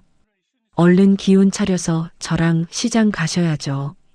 며칠 뒤 감겨있던 만복의 눈꺼풀이 미세하게 떨리더니 천천히 눈을 떴습니다. 만복이 영숙의 손을 꼭 맞잡으며 갈라진 목소리로 힘겹게 첫마디를 뗐습니다. 영숙아, 내 새끼 영숙아, 고생 많았다. 이 못난 시애비 때문에 네가 고생이 너무 많았어. 영숙이 만복의 목소리에 가슴이 벅차올라 눈물을 펑펑 쏟아내며 대답했습니다. 아니에요, 아버님. 아버님이 살아계셔 주셔서 제가 더 감사해요. 이제 아무 걱정 마세요. 만복이 영숙의 눈물을 닦아주려 손을 올리며 인자하지만 단호한 어조로 말했습니다. 미안하다, 영숙아. 이제는 이 늙은이가 정신이 돌아왔으니 내가 너를 지켜주마. 절대로 안 뺏긴다. 영숙은 만복의 그 한마디에 10년의 세월이 보상받는 기분을 느끼며 만복의 가슴에 얼굴을 묻었습니다. 재활병원 창밖으로 쏟아지는 눈부신 아침 햇살이 두 사람의 앞날을 축복하듯 밝게 비추고 있었습니다. 영숙은 이제 더 이상 도망치는 며느리가 아닌 소중한 가정을 지키는 강인한 주인이 되어 있었습니다. 만복의 사랑은 영숙의 가슴 속에서 꺾이지 않는 거대한 나무가 되어 깊게 뿌리를 내렸습니다. 두 사람의 맞잡은 손에는 그 어떤 시련도 뚫지 못할 단단한 진심이 흐르고 있었죠. 한 달이라는 시간이 쏜살같이 흘러갔습니다. 시장 골목은 평소보다 훨씬 더 활기로 북적거렸죠. 영숙의 반찬 가게 앞에는 커다란 조명과 카메라를 든 방송사 제작진이 가득했습니다. PD가 큐사인을 보내자 영숙이 정갈하게 차려진 나물 접시를 들고 카메라를 향해 웃었습니다. 리포터가 마이크를 영숙의 입가에 대며 상냥한 목소리로 물었습니다. 사장님, 전국에서 이 반찬 맛보려고 손님들이 줄을 서는데 비결이 대체 뭔가요? 영숙이 수줍게 머리카락을 귀 뒤로 넘기며 대답했습니다. 비결이랄 게 있나요? 그냥 우리 가족이 먹는다는 생각으로 정성을 다하는 것뿐이죠. 리포터가 영숙의 거친 손등을 카메라로 비추며 다시 질문을 던졌습니다. 10년 넘게 치매 시아버지를 모시면서 이 맛을 연구하셨다고 들었어요. 정말 대단하시네요. 영숙이 눈시울을 붉히며 카메라 렌즈를 똑바로 응시하고 천천히 말을 이었습니다. 사실 저한테 아버님은 피 한 방울 섞이지 않았지만 세상 그 누구보다 소중한 진짜 부모님이세요.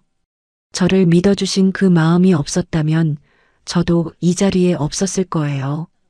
방송이 나가자마자 전국에서 응원 전화가 쏟아졌고 가게 매출은 연일 최고치를 경신했습니다. 영숙은 방송이 끝난 뒤 상인회장 덕구를 찾아가 두툼한 봉투를 건넸습니다. 영숙이 덕구의 손에 봉투를 쥐어주며 진심 어린 목소리로 말했습니다. 회장님, 이건 시장 노인분들을 위해 써주세요. 그리고 일부는 무연고 어르신들 돕는 재단에 제 이름으로 기부하고 싶어요. 덕구가 봉투의 두께를 보고 깜짝 놀라며 영숙의 어깨를 토닥였습니다. 사장님, 본인 챙기기도 바쁠 텐데 어쩜 이렇게 마음씨가 고와요? 우리 시장의 자랑입니다, 정말. 영숙이 고개를 가로저으며 밝은 표정으로 대답했습니다. 아버님이 제게 남겨주신 소중한 재산이잖아요. 이걸 가장 가치 있는 곳에 쓰는 게 아버님의 진정한 뜻일 거예요. 그때 시장 입구에서 휠체어를 탄 만복이 강 씨의 도움을 받으며 가게로 들어왔습니다. 재활 치료 덕분에 몰라보게 기운을 차린 만복이 영숙을 보고 환하게 웃었죠. 주변 상인들과 손님들이 만복의 등장에 박수를 치며 환호성을 질렀습니다. 김만복이 휠체어에서 힘겹게 몸을 일으켜 세우더니 주변 사람들을 둘러보며 우렁차게 외쳤습니다. 여러분, 다들 똑똑히 들으쇼. 내 진짜 자식은 여기 있는 이 며느리 하나뿐이요. 영숙이 깜짝 놀라 만복의 팔을 부축하며 울먹이는 목소리로 말했습니다. 아버님, 몸도 불편하신데 여기까지 어떻게 오셨어요? 얼른 앉으세요. 김만복이 영숙의 손을 꽉 잡으며 사람들에게 다시 한번 큰 소리로 선포했습니다. 내 아들놈은 짐승만도 못하지만 이 아이는 내 목숨을 구했소. 이제부터 이 아이가 내 모든 것을 상속받을 주인입니다. 영숙은 만복의 공개적인 인정에 지난 10년간 쌓였던 서러움이 눈 녹듯 사라지는 기분을 느꼈습니다. 그것은 세상 그 어떤 훈장보다 값지고 뜨거운 보상이었죠. 영숙은 영업을 잠시 쉬고 만복과 함께 시장 골목을 천천히 산책했습니다. 시장 상인들이 나와 영숙의 손에 떡이며 과일을 쥐어주며 한마디씩 덕담을 건넸습니다. 야채 가게 할머니가 영숙의 앞치마에 사과 2알을 넣어주며 다정하게 말했습니다. 세댁, 정말 장해. 하늘이 무너져도 솟아날 구멍이 있다더니 딱 새댁 보고 하는 말이네. 영숙이 할머니의 손을 잡고 허리를 굽혀 인사하며 대답했습니다. 할머니, 다 여러분들이 도와주신 덕분이에요. 정말 감사합니다. 같은 시각 민석과 진아는 낡은 자취방에서 텔레비전에 나오는 영숙의 인터뷰를 지켜보고 있었습니다. 민석이 술병을 바닥에 내던지며 짐승처럼 울부짖었습니다. 전현이 내 돈 가지고 텔레비전까지 나와서 쇼를 해? 저건 내 거야. 다 내 거라고. 진아가 화장대 거울을 주먹으로 치며 악에 받친 목소리로 소리를 질렀습니다. 오빠, 지금 술이 문제야? 사채업자들이 문 앞까지 찾아왔다고. 전현 돈 뺏어오지 않으면 우리 둘 다 죽어. 김민석이 머리를 쥐어뜯으며 눈을 번뜩이며 대답했습니다. 내가 전현을 그냥 둘 것 같아? 법정이든 어디든 끌고 가서라도 내 권리 다 찾아올 거야. 진아가 옷장에 숨겨두었던 명품 가방들을 챙기며 민석을 차갑게 훑어보았습니다. 오빠, 나 먼저 나갈게. 여기 계속 있다가는 나까지 잡혀가겠어. 각자 알아서 살자고. 김민석이 진아의 머리채를 휘잡으며 바닥으로 내동댕이 치고 소리쳤습니다. 어디를 도망가. 네가 쓴 돈이 얼마인데 나만 버리고 가겠다는 거야. 죽어도 같이 죽어. 진아가 민석의 팔을 핥히며 비명을 지르고 발길질을 해댔습니다. 이거 놓지 못해? 능력도 없는 주제에 누굴 잡고 늘어져. 당장 내 몸에서 손 떼. 두 사람은 좁은 방 안에서 서로의 얼굴을 핥히고 욕설을 퍼부으며 추악하게 엉겨붙었습니다. 한때 사랑을 속삭이던 연인은 이제 서로의 살점을 뜯어먹으려는 원수가 되어 있었죠. 며칠 뒤 영숙은 만복과 함께 인근 공원을 산책하다 볕이 잘 드는 벤치에 앉아 잠시 쉬어갔습니다. 김만복이 떨리는 손으로 영숙의 손등을 가만히 어루만지며 멀리 보이는 산자락을 허망한 눈빛으로 바라보았습니다. 영숙아, 이제는 너도 알아야 할 때가 된 것 같구나. 사실 민석이는 내 친자식이 아니다. 영숙이 너무 놀라 입을 가리며 만복을 쳐다보았습니다. 네, 아버님, 그게 무슨 말씀이세요? 민석 씨가 아버님 자식이 아니라니요? 김만복이 깊은 한숨을 내쉬며 평생 가슴 깊은 곳에 묻어두었던 비밀을 무겁게 꺼냈습니다. 아이를 가질 수 없던 우리 부부에게 하늘이 보내준 축복이라 믿고 보육원에서 데려온 아이였지. 내 성을 따르고 내 뒤를 이을 놈이라 생각해서 금지옥엽 키웠는데 결국 내가 내 손으로 괴물을 키운 모양이야. 내 사랑이 부족했던 걸까? 아니면 그놈 욕심이 너무 컸던 걸까? 영숙이 만복의 떨리는 어깨를 감싸 안았습니다.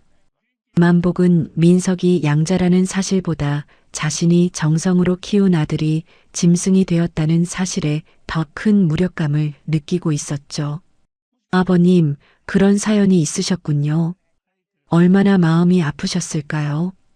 그동안 혼자 참으시느라 힘드셨죠. 김만복은 영숙의 눈을 똑바로 응시하며 한치의 흔들림도 없는 단호한 목조로 말을 이었습니다. 그래서 내가 그간 조용히 준비를 해온 게다. 법적으로 그놈과 내 인연을 완전히 끊어낼 서류들 말이야. 민석이는 더 이상 내 자식이 아니다. 내 모든 것은 오직 내 진짜 자식인 너에게만 물려줄 생각이다. 영숙은 만복의 철저한 준비와 그 속에 담긴 깊은 사랑에 가슴 한구석이 뭉클해지는 것을 느꼈습니다. 자신을 위해 당신의 유일한 아들마저 도려내야 했던 만복의 그 고독한 결단이 얼마나 무거웠을지 짐작조차 되지 않았죠. 영숙은 만복의 거친 손을 두 손으로 꼭 감싸쥐었습니다. 가게로 돌아온 영숙은 만복과 함께 찍은 사진들을 하나하나 인화해 벽면에 가득 붙였습니다. 병원 정원에서 웃고 있는 모습, 함께 국밥을 먹으며 장난치던 모습들이 벽면을 가득 채우자 차가웠던 가게 안에도 훈훈한 온기가 감돌기 시작했습니다. 반찬을 사러 온 시장 손님들이 벽에 붙은 사진들을 보며 영숙에게 따뜻한 칭찬을 아끼지 않았습니다. 한 단골 손님이 사진 속 두 사람의 닮은 미소를 가리키며 밝게 웃었습니다. 사장님, 아버님 인상이 정말 좋으시네요. 두 분이 꼭 친부녀 같아요. 보기 좋습니다. 영숙이 반찬통에 덤으로 나물을 더 얹어주며 수줍게 대답했습니다. 친딸보다 더 사랑해 주시는 분이에요. 제가 이 사진 보면서 매일 힘을 얻거든요. 그날 저녁 영숙은 병실 침대에 누운 만복의 이부자리를 정성껏 매만져 드렸습니다. 김만복은 영숙의 거친 손을 꼭 잡고 인자한 미소를 지어 보였습니다. 영숙아, 나 이제 하나도 안 무섭다. 네가 내 옆에 있는데 내가 뭐가 무섭겠니? 고맙다 내 딸아. 영숙이 만복의 이불을 정성껏 덮어주며 부드러운 목소리로 대답했습니다. 아버님, 제가 더 고마워요. 아버님 덕분에 저도 제 이름을 찾은 것 같아요. 편히 주무세요. 만복이 잠든 후 영숙은 거실 거울 앞에 서서 자신의 얼굴을 물끄러미 바라보았습니다. 거울 속에는 더 이상 비바람에 쫓겨나 울먹이던 초라한 며느리는 없었죠. 영숙이 거울 속의 자신을 보며 입술을 깨물고 나직하지만 강하게 의조렸습니다. 한영숙, 너는 이제 혼자가 아니야. 아버님을 지키고 이 집안의 진짜 주인이 되는 거야. 밤하늘의 별들이 영숙의 반찬 가게 간판 위에서 유난히 더 반짝거리며 빛났습니다. 가을바람이 제법 쌀쌀해진 어느 날 오전, 영숙의 가게 안은 고소한 참깨 볶는 냄새로 평화로웠습니다. 영숙이 갓 볶아낸 깨를 병에 담으며 창밖의 시장 풍경을 흐뭇하게 바라보았죠. 그때 검은 양복을 입은 남성 두 명이 가게 문을 거칠게 열고 들어와 영숙의 앞에 섰습니다. 남자가 품 안에서 노란 봉투를 꺼내 탁자 위에 탁 소리가 나게 내려놓으며 무미건조하게 말했습니다. 법원에서 나왔습니다. 한영숙 씨, 이 가게와 본인 명의의 모든 자산에 대해 가압류 결정이 내려졌습니다. 영숙이 쥐고 있던 깨병을 떨어뜨릴 뻔하며 떨리는 손으로 봉투를 집어들었습니다. 가압류라니요? 그게 무슨 말씀이세요? 저는 아무 잘못도 안 했는데요. 옆에 서 있던 다른 남자가 서류를 가리키며 차가운 목소리로 덧붙였습니다. 김민석 씨 측에서 증거를 제출했습니다. 본인이 시아버지의 인감증명서를 위조해서 재산을 가로챘다는 소송이 제기됐거든요. 이제 이 가게는 영업 못합니다. 영숙이 서류를 넘기며 하얗게 질린 얼굴로 박 변호사에게 전화를 걸었습니다. 한편 민석은 어두컴컴한 사채 사무실 소파에 앉아 비릿한 미소를 지으며 계약서에 도장을 찍었습니다. 사채업자가 민석의 손목을 잡으며 굵직한 목소리로 으름장을 놓았습니다. 김 사장, 대형 로펌 선임 비용이라 빌려주는 거니까 잘 들어. 이번에 못 갚으면 내 눈 하나는 내 거다. 알았어? 민석이 침을 꿀꺽 삼키며 서류를 품 안으로 깊숙이 집어넣고 대답했습니다. 걱정 마쇼. 그년 재산 다 뺏어오면 이 정도 돈은 껌값이니까. 내 목숨 걸고 하는 전쟁이야. 지나가 민석의 어깨에 손을 올리며 매서운 눈빛으로 태블릿 PC를 내밀었습니다. 오빠 준비 다 됐어. 지금 바로 이 유튜버한테 영상 올리라고 연락할게. 이제 전혀는 시장 바닥이 아니라 대한민국 어디에서도 고개 못 들고 살 거야. 잠시 후 유명 사이버 레카 유튜버의 채널에는 치매 노인 감금하고 재산 가로챈 악질 며느리라는 제목의 영상이 올라왔습니다. 영상 속에는 조작된 녹취록과 영숙을 비난하는 가짜 제보들이 자극적인 자막과 함께 흘러나왔죠. 조작된 녹취록과 자극적인 자막은 진실을 모르는 대중의 분노를 순식간에 불태웠습니다. 다음 날 아침 평화롭던 시장 골목은 전국 각지에서 몰려든 유튜버들과 성난 군중으로 아수라장이 되었습니다. 이 도둑년아, 노인네 돈 뺏어서 장사하니까 속이 시원하냐? 당장 나와. 가게 앞으로 몰려든 사람들은 날계란과 오물을 던지며 입에 담지 못할 욕설을 퍼부었습니다. 한 남자가 광기 어린 목소리로 소리치며 가게 유리에 돌을 던졌고 날카로운 파편이 비명처럼 사방으로 튀었습니다. 영숙은 유리 조각을 피하며 가게 안쪽 구석으로 몸을 숨긴 채 울부짖었습니다. 아니에요. 다 거짓말이에요. 제발 제 말 좀 들어주세요. 하지만 성난 군중의 소리에 영숙의 목소리는 힘없이 묻혀버렸습니다. 지나가는 사람마다 영숙의 가게에 침을 뱉었고 구청 위생과에는 수천 건의 민원이 접수되었습니다. 구청 직원이 곤혹스러운 표정으로 영숙에게 영업 정지 명령서를 내밀었습니다. 사장님, 민원이 너무 많아서 저희로서도 어쩔 수 없습니다. 당분간 영업 중단하세요. 행정 처분이 내려졌습니다. 영숙이 구청 직원의 소매를 붙잡고 바닥에 주저앉아 눈물로 애원했습니다. 제발이요. 저 이거 아니면 아버님 병원비도 못 내요. 전부 조작된 영상이에요. 다 모함이라고요. 하지만 직원은 고개를 돌리며 가게 문에 굵은 쇠사슬을 채우고 자물쇠를 잠갔습니다. 가게 문에 걸린 쇠사슬 소리는 영숙의 심장이 무너지는 소리처럼 들렸습니다. 설상가상으로 영숙을 지키려던 시장 상인들의 여론마저 싸늘하게 식어버렸습니다. 외부 시위대와 유튜버들이 시장 입구를 점령해 다른 가게들까지 장사를 망치게 되자 생계가 급해진 이들이 등을 돌린 것입니다. 상인의 사무실 앞에는 영숙을 시장에서 내쫓아야 한다는 서명 용지가 놓였습니다. 평소 영숙을 아꼈던 상인회장 덕구가 난처한 얼굴로 머리를 긁적이며 영숙의 시선을 피했습니다. 사장님, 미안해요. 시장 상인들도 장사해야 하는데 손님이 다 끊겼어. 다들 사장님 나가래. 영숙이 덕구의 신발 끝을 내려다보며 쉰 목소리로 대답했습니다. 회장님까지 저를 안 믿어주시면 저는 어떡해요. 저 정말 그런 사람 아니잖아요. 덕구는 대답 없이 고개를 돌렸고 영숙은 다시 한번 지독한 고립감 속에 던져졌습니다. 진아는 방송 카메라 앞에서 눈물 젖은 손수건을 들고 가짜 인터뷰를 진행했습니다. 진아가 카메라 렌즈를 보며 흐느끼는 연기와 함께 가냘픈 목소리로 말했습니다. 제가 봤어요.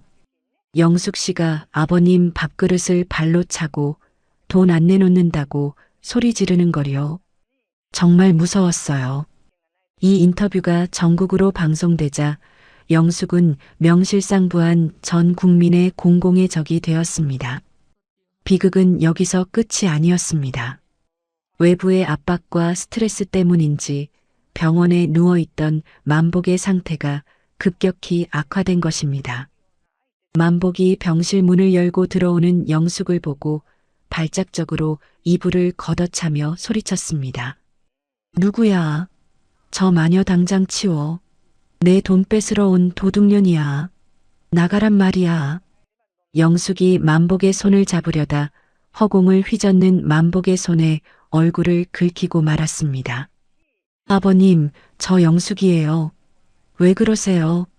정신 좀 차려보세요, 제발. 하지만 만복은 영숙의 가슴을 주먹으로 치며 짐승 같은 울음을 터뜨렸습니다. 영숙은 찢어지는 가슴을 부여잡고 병실 밖으로 밀려나와 복도 바닥에 주저앉았습니다. 그때 민석이 당당하게 복도를 걸어와 영숙의 앞에 서서 영숙의 뺨을 세차게 내리쳤습니다. 민석이 영숙의 머리채를 잡아 올리며 주머니에서 각서를 꺼내 영숙의 얼굴에 들이밀었습니다.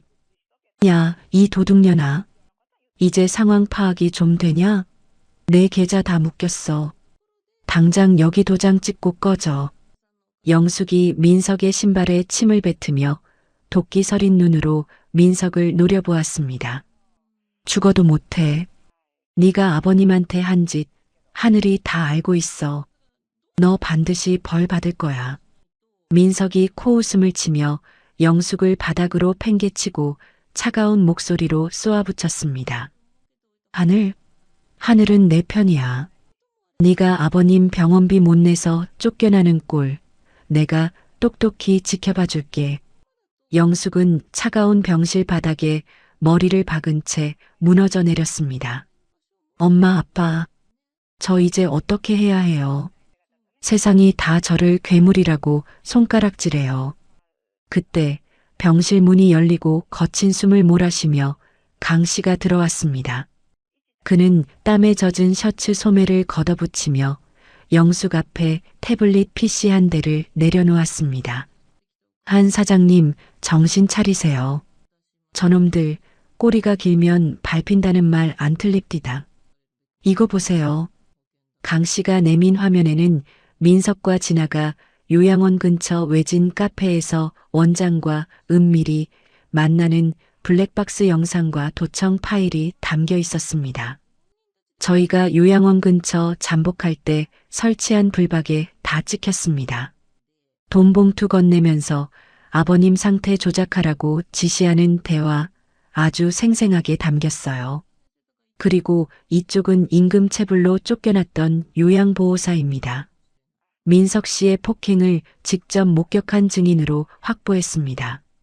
강 씨의 냉철한 보고에 영숙의 눈동자에 서늘한 생기가 돌아왔습니다.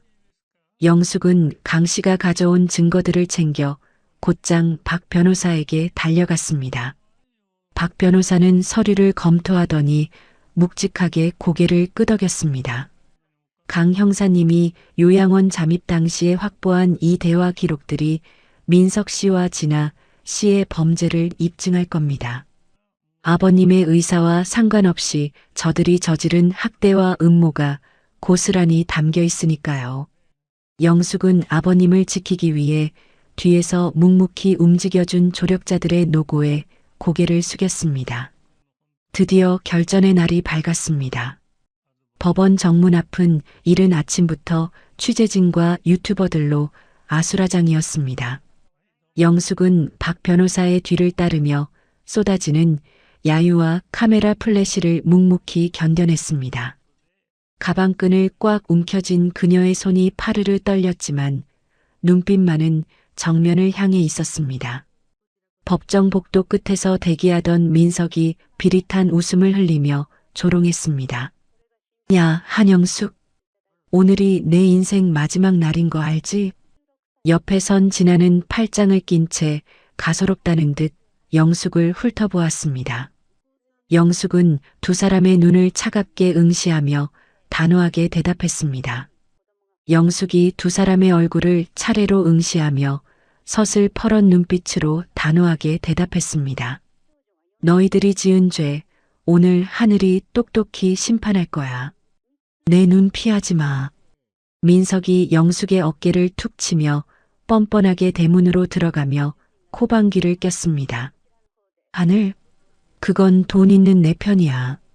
재판장님 앞에서 어디 한번 찢어보라고.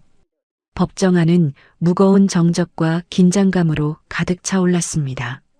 재판장이 자리에 앉자 민석의 변호인이 기세등등하게 일어나 서류를 흔들며 말을 꺼냈습니다. 존경하는 재판장님, 피고 한영숙은 치매인 시아버지를 속여 인감증명서를 위조하고 수십억 대의 재산을 가로챘습니다. 여기 증인들의 증언과 서류를 봐주십시오. 매수된 요양원 직원이 증인석에 앉아 손을 떨며 거짓 진술을 시작했습니다. 제가 봤습니다. 며느리가 아버님 손을 강제로 잡고 지장을 찍게 했습니다. 정말 끔찍했습니다. 재판장 내부에 웅성거리는 소리가 커지며 영숙을 향한 따가운 시선이 쏟아졌습니다. 영숙이 억울함에 눈물을 참으며 주먹을 꽉 쥐고 박 변호사를 바라보았습니다. 박 변호사가 안경을 고쳤으며 서류 가방에서 이동식 저장 장치를 꺼내 재판장을 향해 들었습니다. 박 변호사가 묵직하고 신뢰감 있는 목소리로 재판장에게 요청했습니다. 재판장님, 피고 측은 오늘 결정적인 증거를 제출하고자 합니다. 김만복 어르신이 치매 판정을 받기 8년 전 본인의 의사를 명확히 남기신 유언 영상입니다. 민석이 자리에서 벌떡 일어나 삿대질을 하며 비명을 지르듯 외쳤습니다. 저게 무슨 소리야? 저거 다 가짜야. 우리 아버지는 저런 거 찍은 적 없어. 재판장이 의사봉을 두드리며 엄한 표정으로 민석을 꾸짖었습니다. 원고, 조용히 하세요. 변호인, 영상을 상영하십시오. 법정 정면의 대형 화면에 8년 전의 정정한 만복이 모습을 드러냈습니다. 화면 속 만복이 안경을 벗고 카메라를 똑바로 응시하며 단호한 목소리로 말했습니다. 나 김만복은 오늘 내 유언을 남긴다. 내 아들 민석은 입양된 날부터 지금까지 내 진심을 배신하고 도박과 폭력으로 나를 괴롭혔다. 내 모든 재산은 오직 나를 진심으로 모신 며느리 한영숙에게 증여한다. 법정안이 찬물을 끼얹은 듯 조용해졌고 민석의 얼굴은 순식간에 흙빛으로 변했습니다. 화면 속 만복이 두툼한 서류 뭉치를 들어 보이며 다시 한번 쐐기를 박았습니다. 이것은 민석이 그동안 빼돌린 내 노후 자금 영수증들이다. 며느리에게는 비밀로 하라고 나를 협박했었지. 나는 이 아이에게 단돈 1원도 물려줄 생각이 없다.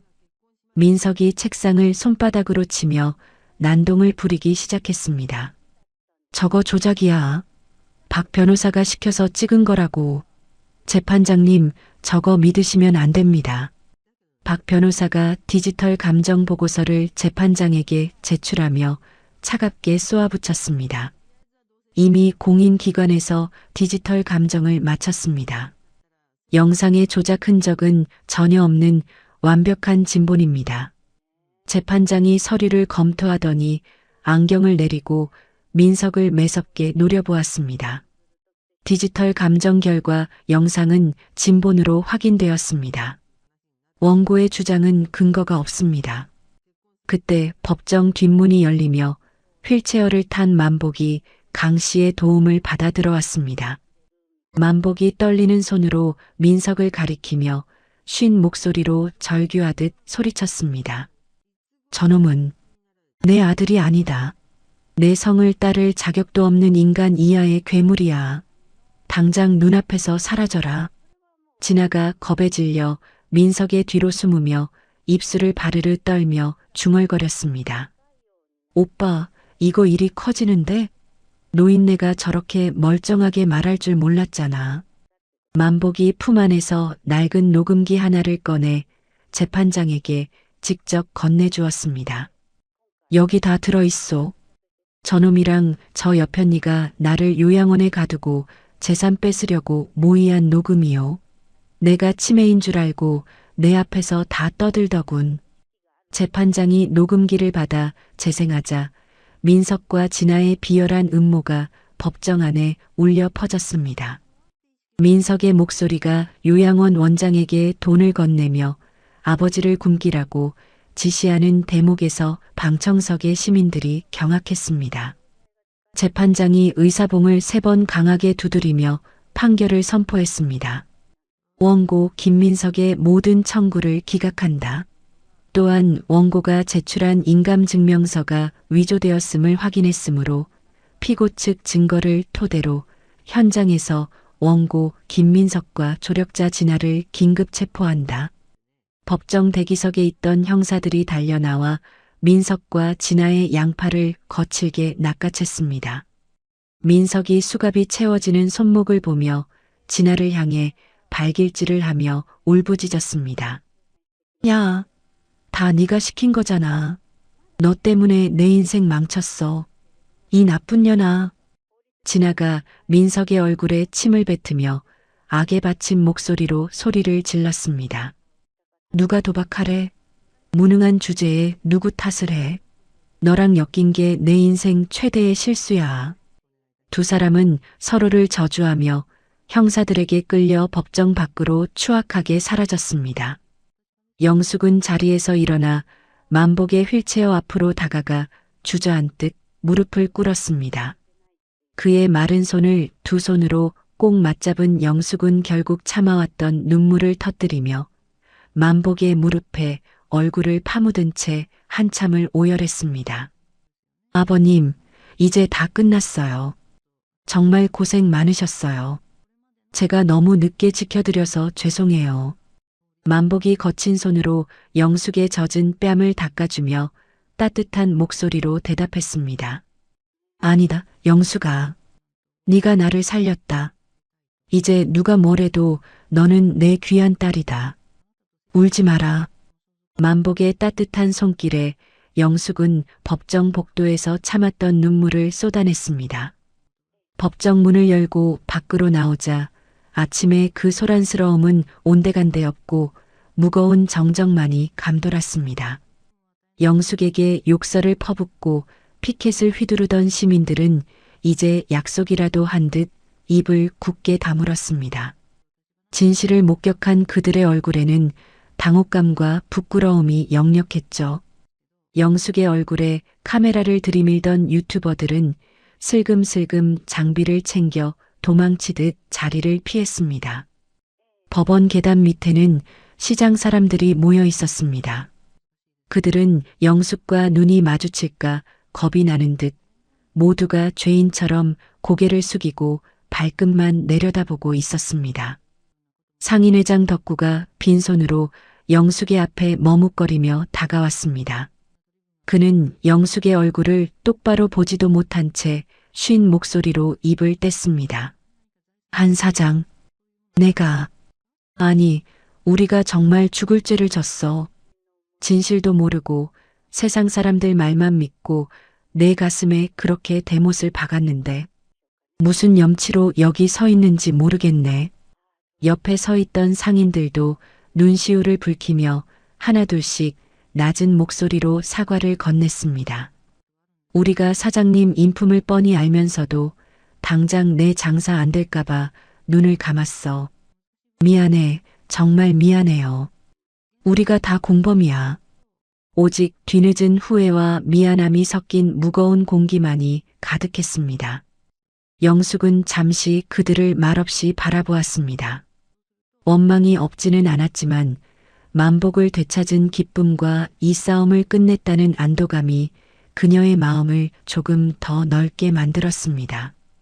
영숙이 젖은 눈가를 닦아내며 애써 희미한 미소를 지어 보였습니다. 괜찮아요, 회장님. 다들 무서우셨던 거 알아요. 이제라도 진실을 알아주셔서 감사해요. 영숙은 만복의 휠체어를 밀며 시장 사람들이 터준 길을 따라 천천히 걸어 나갔습니다. 10년의 한이 씻겨 내려가는 듯한 해방감이 그녀의 어깨 위로 쏟아졌습니다. 박 변호사와 강 씨가 옆에서 흐뭇한 미소를 지으며 든든하게 그 뒤를 따랐죠. 영숙이 만복의 거친 손을 꼭 맞잡으며 맑게 갠 가을 하늘을 올려다보았습니다. 그리고 나직하게 움츠렸습니다. 아버님, 이제 우리 정말 행복해져요. 제가 세상에서 제일 행복한 아버님으로 만들어 드릴게요. 만복이 영숙의 손등을 톡톡 두드리며 인자하고 평온한 표정으로 대답했습니다. 그래, 영숙아. 이제 내 걱정은 하나도 없다. 네가 내 곁에 있으니 그거면 됐다. 만복의 인자한 미소와 영숙의 단단한 뒷모습 위로 오랫동안 기다려온 눈부신 가을 햇살이 내려앉았습니다. 법정의 판결이 내려진 지 한 달이라는 시간이 흘렀습니다. 민석과 진아는 나란히 수의를 입고 철창 안에서 자신들이 저지른 죄의 대가를 톡톡히 치르게 되었죠.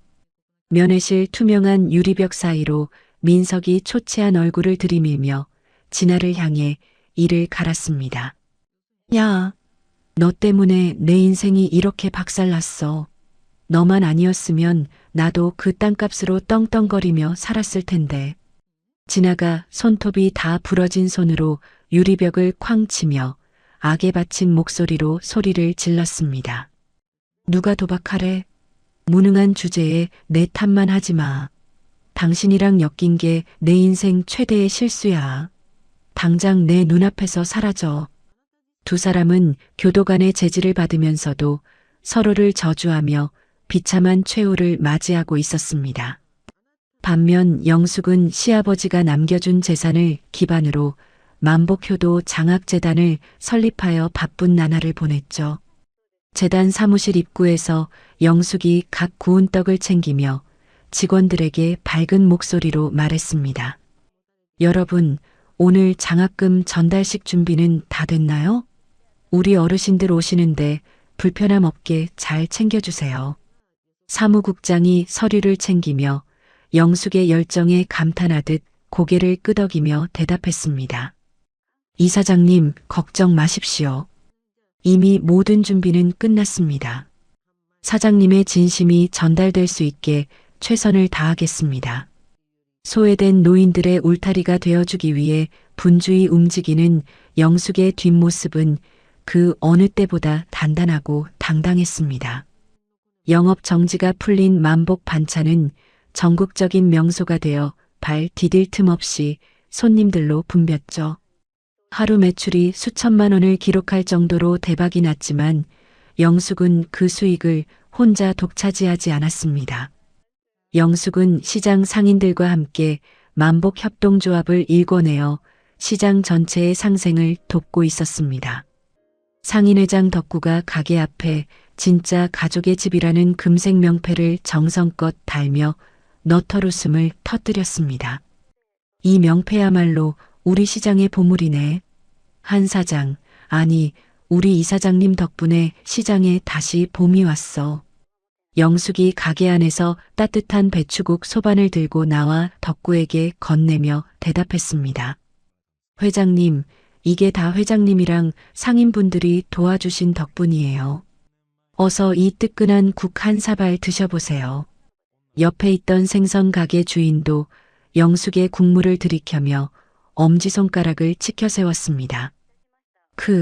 역시 사장님 손맛은 아무도 못 따라와요. 우리 시장 사람들, 사장님 덕분에 매일 아침이 든든합니다. 매일 아침 영숙은 시장 상인들과 형편이 어려운 이웃들을 위해 커다란 솥에 정성을 담아 국을 끓였습니다. 국자 가득 넘치는 인심과 영숙의 인자한 미소는 이제 시장의 가장 밝은 풍경이 되었습니다.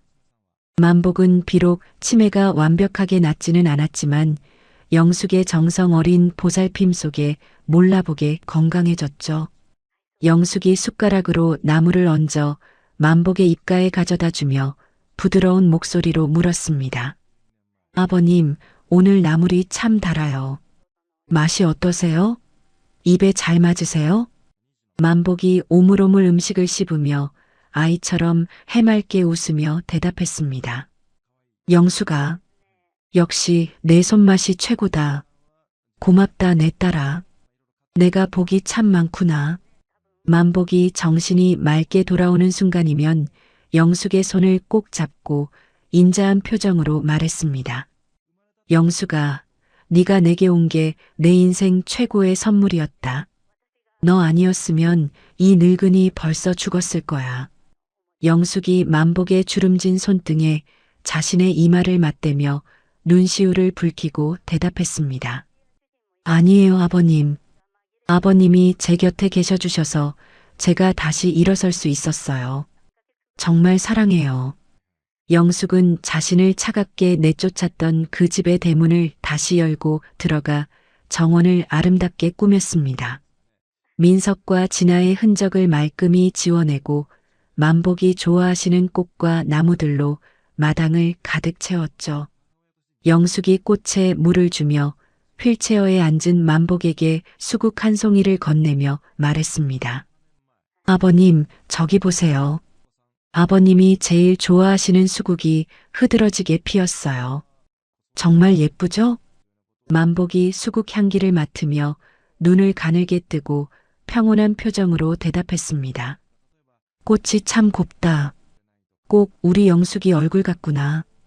이제 정말 살 것 같아. 과거의 어두운 상처가 머물던 집안 구석구석에는 이제 희망의 온기가 가득 차올랐습니다. 욕망의 눈먼 민석이 머물던 삭막한 방은 이제 햇살이 잘 드는 환한 공부방으로 변모해 있었습니다. 아이들의 웃음소리가 담장 너머까지 울려 퍼지자 영숙의 얼굴에도 행복한 미소가 번졌습니다. 영숙은 매년 자신이 이혼당하고 거리에 내몰렸던 그 시린 날이 돌아오면 어김없이 새벽같이 일어나 정성껏 떡을 빚었습니다. 그 떡은 차가운 길바닥에서 홀로 울던 과거의 자신에게 건네는 위로이자 다시 일어설 수 있게 손을 내밀어준 이웃들과 나누는 뜨거운 감사의 표식이었습니다. 떡 상자를 들고 영숙이 가장 먼저 찾아가는 곳은 갈 곳 없던 자신을 하룻밤 품어주었던 시장 끝자락의 낡은 여인숙이었습니다. 영숙이 여인숙 주인의 거친 손을 꼭 맞잡으며 고마움을 전했습니다. 어르신, 그때 저를 받아주셔서 정말 감사했어요. 덕분에 제가 포기하지 않고 버틸 수 있었어요. 여인숙 주인이 떡을 받아들고 껄껄 웃으며 영숙의 어깨를 토닥였습니다. 아이고, 성공해서도 잊지 않고 찾아주니 내가 더 고맙소. 역시 인성이 된 사람은 다르구먼. 영숙은 여인숙을 나와 시장 입구에서 찬 바람을 피하며 앉아있는 노숙 어르신들에게도 다가갔습니다.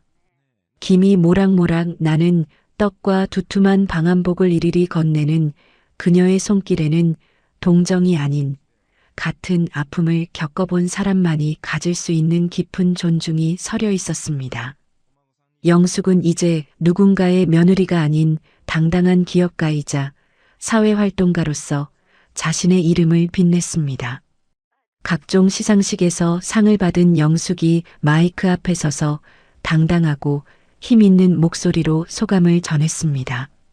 가족은 피보다 진한 진심으로 만들어지는 기적입니다. 저를 믿어주신 아버님께 이 상을 바칩니다. 영숙의 성공 신화는 전국으로 퍼져나갔고 사람들은 그녀를 보며 절망 속에서도 진실은 반드시 승리한다는 희망을 보았습니다. 가게 한쪽 가장 잘 보이는 곳에는 만복이 주셨던 그 낡은 떡 상자가 소중히 보관되어 있었죠. 영숙이 상자를 닦으며 그 안에 담겼던 것은 재산이 아니라 사람의 진심이었음을 매일 상기했습니다. 영숙이 상자를 어루만지며 나직하지만 결연한 어조로 자신에게 말했습니다. 이 상자 덕분에 제가 다시 살 수 있었어요. 아버님의 그 마음 평생 가슴에 새기고 살게요. 저녁 노을이 붉게 물드는 앞마당에서 영숙과 만복이 도란도란 앉아 김이 모락모락 나는 차를 마셨습니다.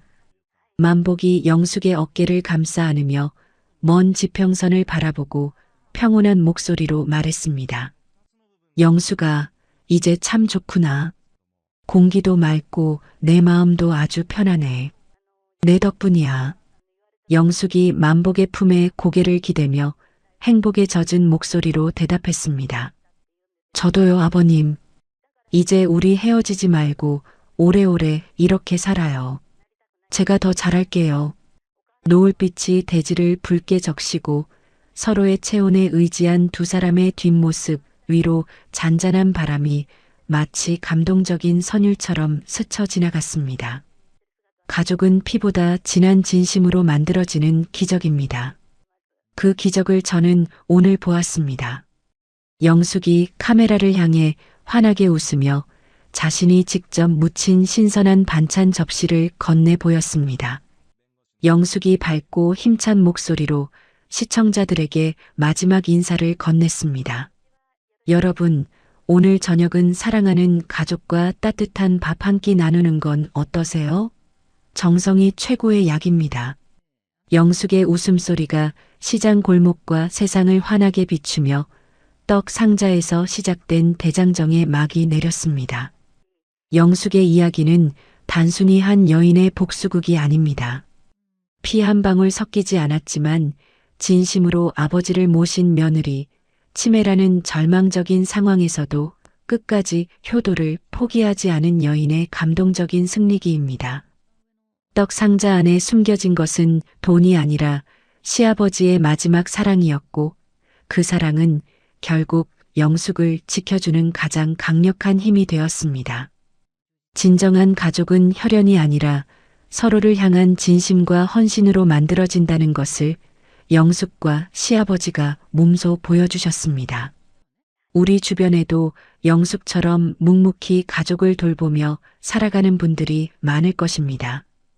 그분들의 소중한 마음을 알아보고 격려해드리는 것, 그것이 우리가 이 이야기에서 배워야 할 가장 큰 교훈이 아닐까요?